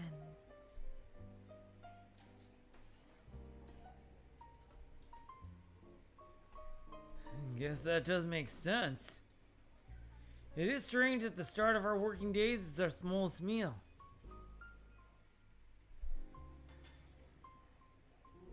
Well, our largest one is right before we sleep. I like that quote.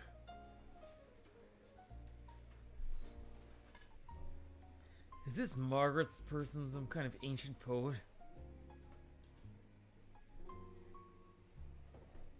She's my grandmother. Ooh. She was quite strict when it came to food. Well now.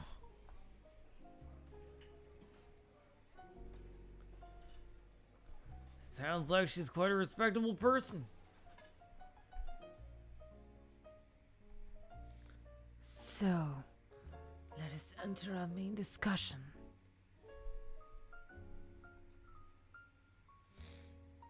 To put it in the crude terms you seem to enjoy. Let's have an end to this farce. Fine with me either way, sir.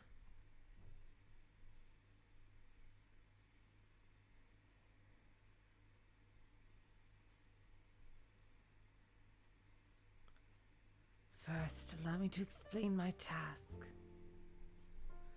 You all seem to think that I was dispatched from the GHQ to investigate corruption and collusion. Well, the truth is they don't give a flying fuck about either one of those things as long as they're making money. The answer is yes. That's the job the GHQ wants me to do.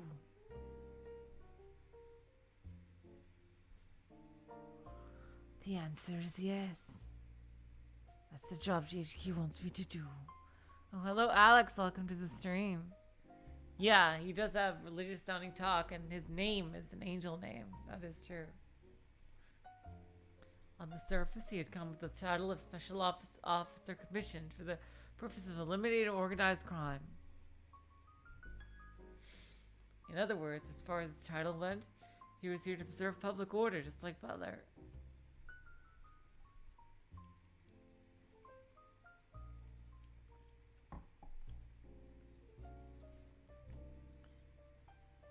However, Butler, as well as all the corrupt officers under the Director General, hadn't accepted that explanation.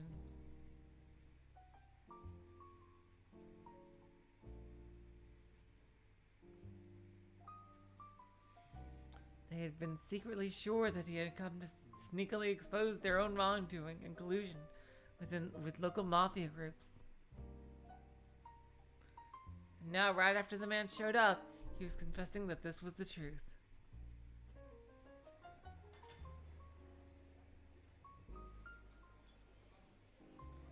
Sounds like you're pretty lucky then. Oh my god!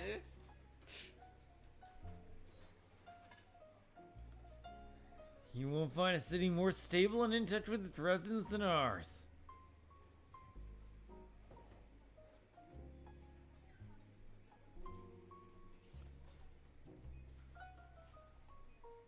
True. There aren't many cities with its leaders this in touch with residents. Guess your job's gonna be over pretty soon.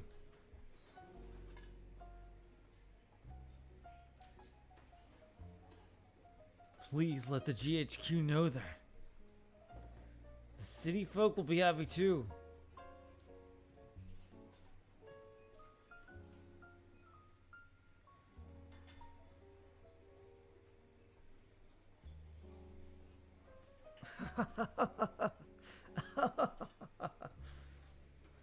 Conversations with you are quite amusing. Like, seriously, that's crazy that they're mentioning luck around him. I feel like I've slipped into the world of a movie. I've always wanted to take part in a conversation like this once in my life.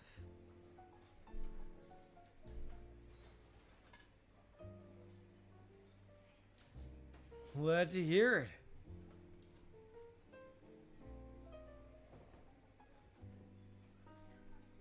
There's nothing I'd like more than to please you.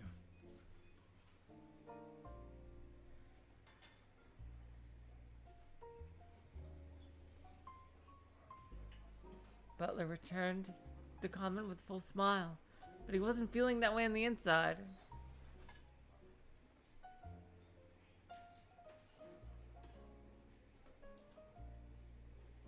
After all, from the brief conversations they had between last night and now, he discovered that Gabriel was the type he was worst at making friends with.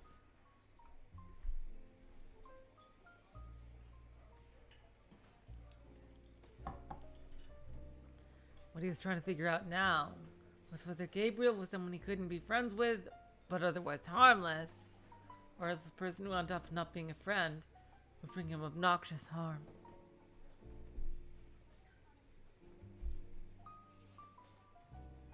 Which one of the two was this man?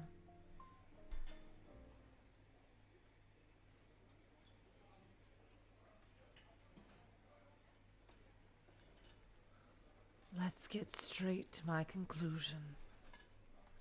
I have proved that nearly all of the high officers under the Director General, as well as yourself, have been involved with influence peddling.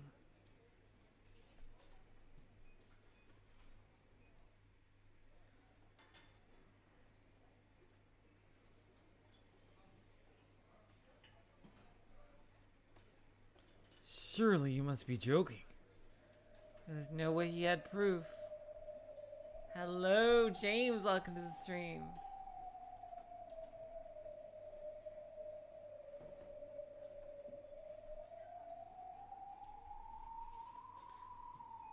There was no way he had proof.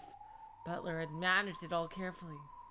That was why the Director General and the others couldn't disobey Butler, and why they had allowed Butler's side business. Because he had that absolute confidence. Butler was able to answer immediately, with a single smile and not even a flinch.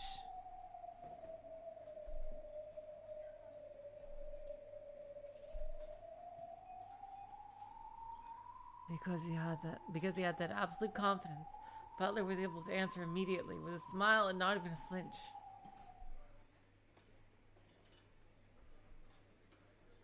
However, the truth is that we both have frigid knives at our throats.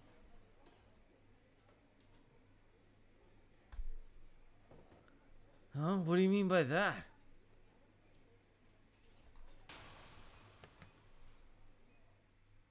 You have also formed a network of corruption with several GHQ officials and possess proof of that network as well. Is that his freaking persona evolution? No, jeez.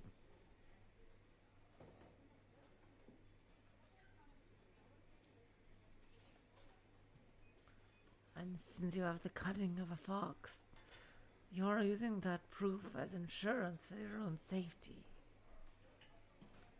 Oh, sounds like you've got quite a few villains out there.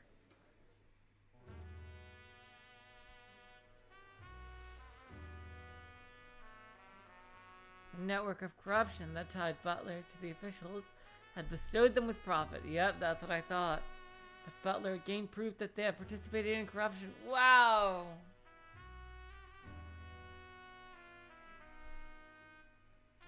If Butler got the axe, then several famous officials in GHQ Upper Stratum would go as well.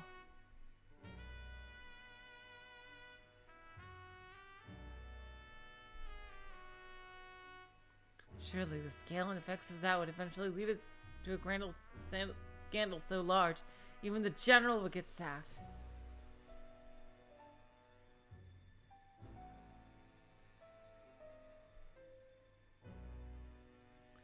Since they were currently battling the Chinese military for supremacy, the uncovering of such a scandal could only bolster their enemies.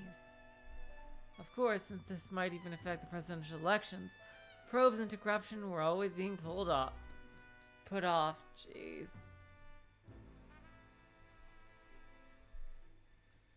Corruption itself is, of course, not something to be allowed.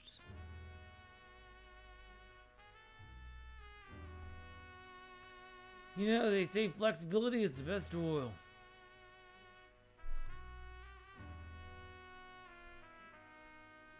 You know, they say flexibility is the best oil. How about a metaphor?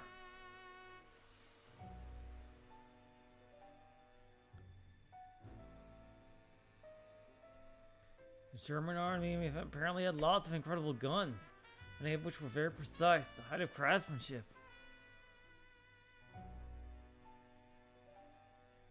Oh, you like the voice? Oh, thank you, James. However, in the extreme cold of the Eastern Front, that precision worked against them, as the guns broke and became completely useless. And the Soviets. Their guns were, to be blunt, shoddily made, but flexible enough to have a little give.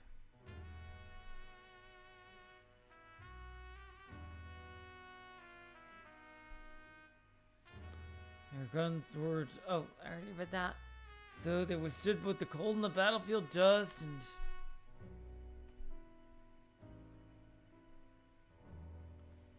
Too long. If you can't shorten your example a bit more, it loses its elegance.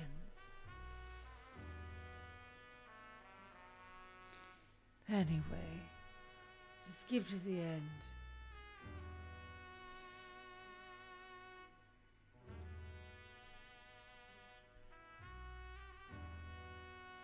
Anyway, to skip to the end, let's put aside the plans the gentleman dispatched me here.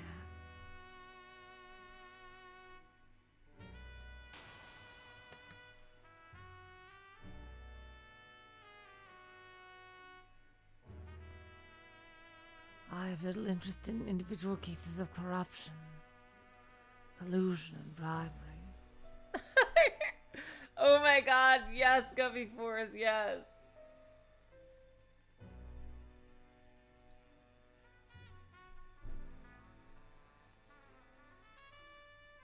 my, how derelict of duty you are. You misunderstand.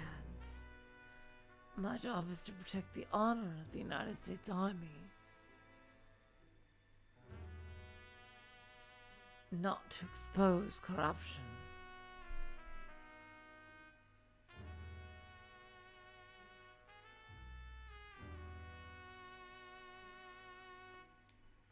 Why on earth would I want to dredge up a scandal that hasn't even gotten public yet?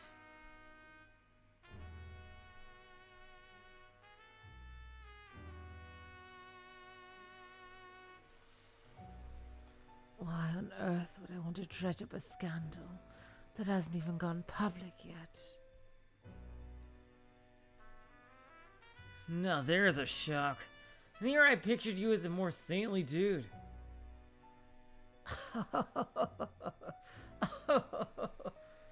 I get that a lot. Though my upbringing was the exact opposite of yours, I believe we are fundamentally the same in our thinking.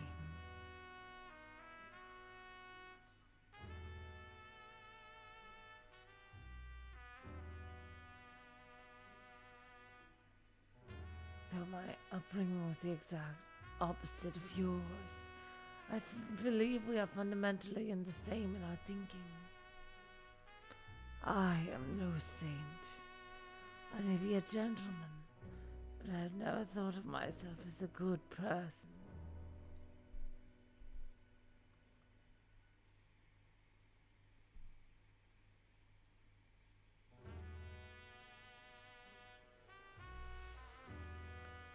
Oh?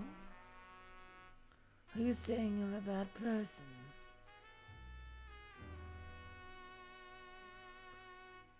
Captain, what's the difference between good people and bad people?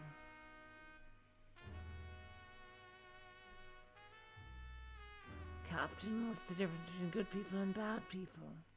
I think of it this way.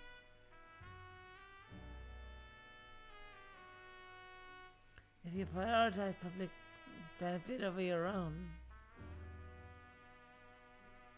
ambitions, you're a good person.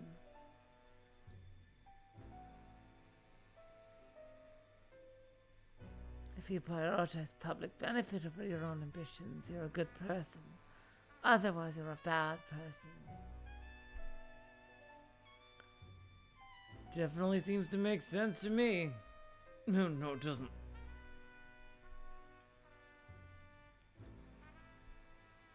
To go further, one might also draw a line. Oh, sorry. Between foolish bad people and wise bad people. Ooh. So ominous. Foolish bad people prioritize their own ambition. Yep, that's definitely true. while wise bad people pretend it's for the public benefit. My, how wonderful. I feel our wavelengths may have finally matched. Oh my god. There, Ryukishi is totally doing it textbook. Textbook. I wouldn't be surprised if he has like some kind of crazy powers. But Rose Guns Days doesn't seem like the thing for that. He's probably either as strong or stronger than Leo in fighting. And a final battle between Gabriel and Leo seems like a very appropriate way to end like the fights in Rose Guns Days. I can totally see that.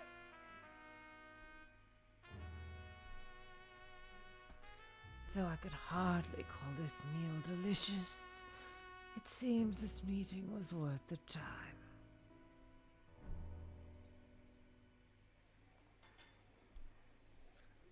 I'm just trying to copy Bryce Papenbrook's Kameda, whatever, as best I can, while making him sound a bit more airy and confident. That's what I'm trying to do as best as I possibly can. Finally, Butler thought he could see a bit into the depths of Gabriel's eyes. Wow. This major was apparently well brought up. Probably made it big in the world while being adored by many stiff old men. Jeez. My god, all the freaking possible innuendo from that sentence. However, that was apparently a front. In that sense, yes, this man was surely an even wiser evildoer than Butler. Getting back to the point. For that reason, I've no interest in investigating your corruption.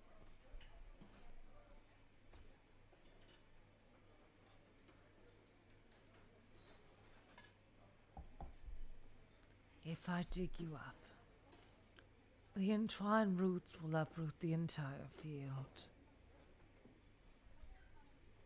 After all, my mission is to protect the honor of the United States Army, not tarnish it. To use the Japanese proverb, let sleeping gods lie. Ooh, and talking about Jesus right away.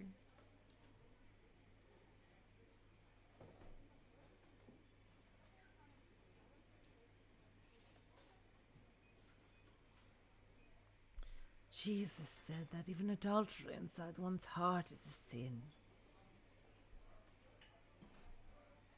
However, I believe no human exists who has not sinned inside their hearts. Yeah, seriously, if you're gonna go that far with it, like that, I always thought that was kind of really nuts. Like, as long as you acknowledge that you sometimes have bad thoughts and these thoughts are bad, like, it's fine. It's just like a human thing. After all, Jesus himself couldn't throw the stone. Whoa, Nelly. To think a person with the name of an angel will criticize his master. I like you, Major. I totally get it from your introduction. So, is there any way I can help you?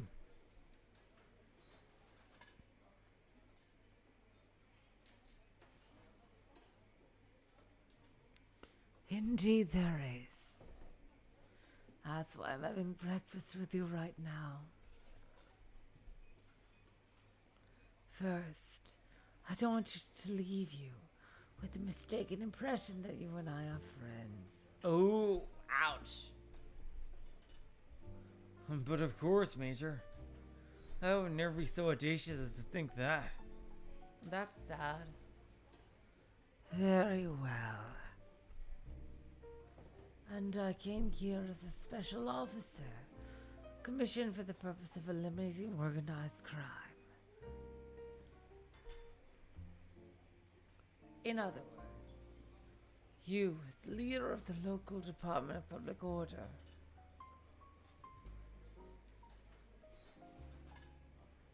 are my subordinate and my equipment.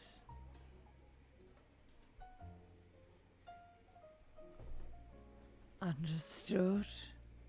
His equipment. Damn. Ouch, that's a demotion.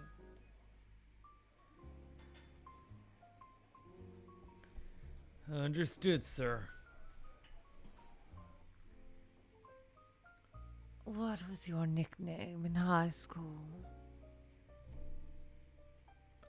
Phil? As you guessed, sir.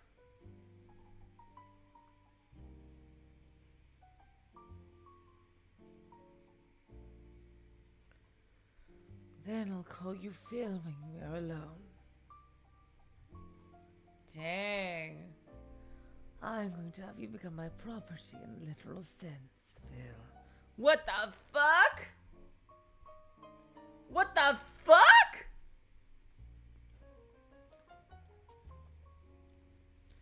The order had already gone through the Director General that Gabriel would be made City 23's new Director of Public Order with Butler as his aide. Uh-oh.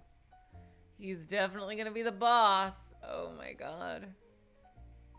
That's probably what Gabriel was referring to.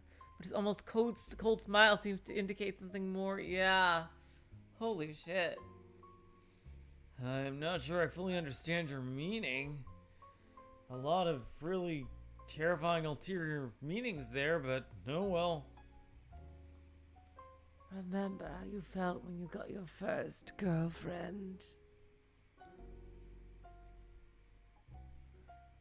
You wanted to be with her 24 hours a day, didn't you?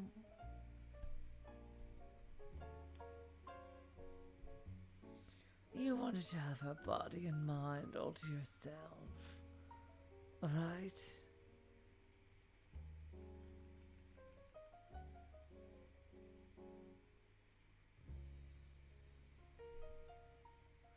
You wanted to be with her 24 hours a day, didn't you?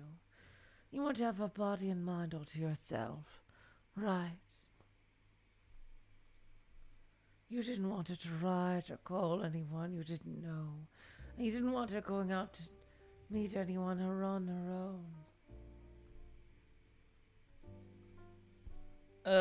That. For some reason, it's always been the girl who acted that way, not me. My body must exude some strange aroma.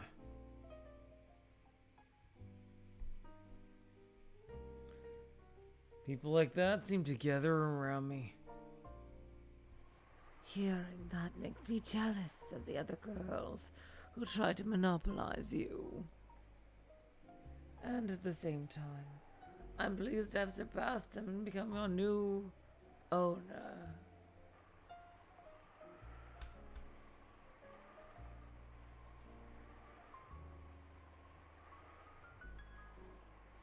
I guess that means I'm not exactly normal, doesn't it? I see. At the very least, it would seem you aren't a good person. Ouch.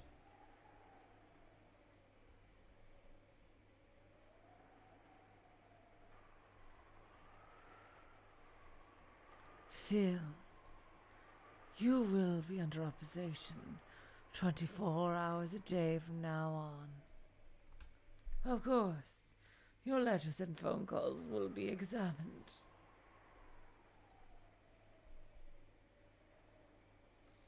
You may not leave my side without my permission.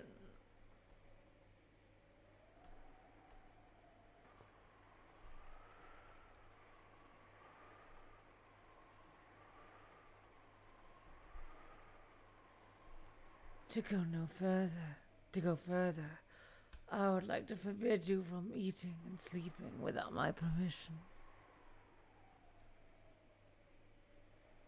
But I'm not so demonic as that.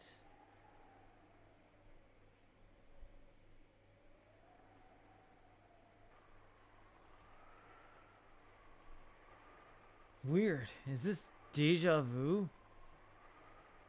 Could have sworn my last girlfriend said the same thing. I only mean for you to devote yourself to your job. There's nothing strange about that.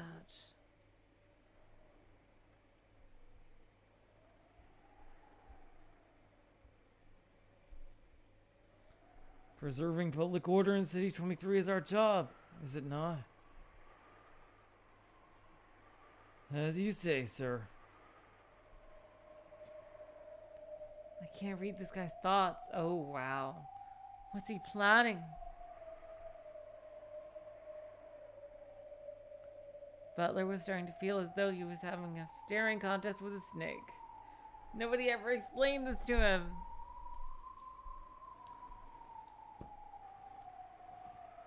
My title is Special Officer commissioned for the purpose of eliminating organized crime.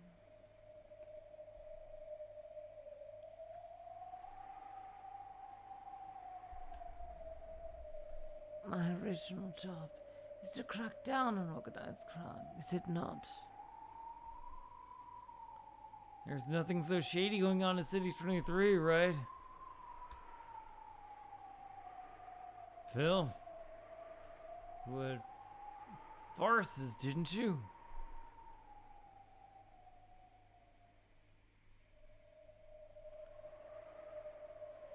Fear, you hated Farkas, did you not?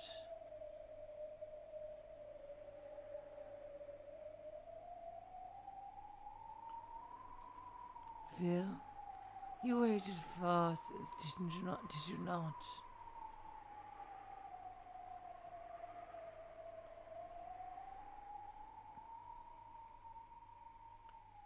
Phil, you hated farces, did you not? I feel the same. Even the GHQ has been discussing Far East.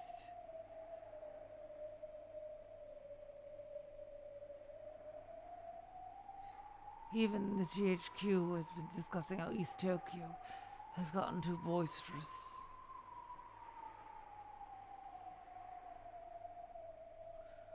The Japanese Mafia Primavera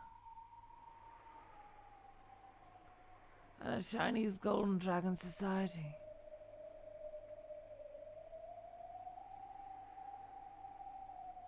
I know that those two stand at the eye of the typhoon. We have had some trouble with those two organizations of residents, but it's already been dealt with. Yeah, seriously. I'm pretty sure walking around a child that's already been put to bed would have run against your doctrine, right, Major?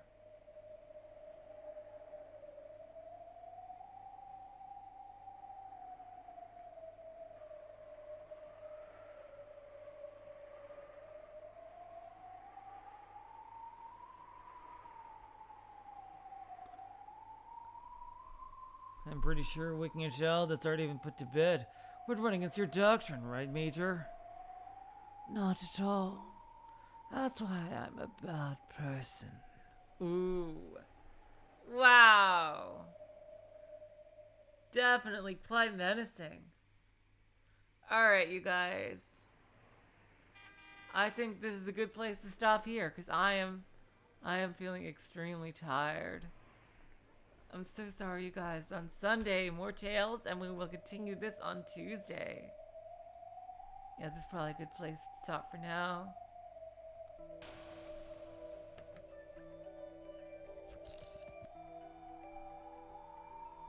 Thank you guys so much for joining me on this newest episode of Rose Guns Days. I think we have our final boss, and it's Koro Nagisa slash freaking Nagito Kamada. Oh wow, I really want to see him fight Leo. When is Leo gonna get back into the story? I really want to know. Okay, you guys, until next time, I will say so long, farewell, we just saying good night. You're all the sweetest of hearts. See ya.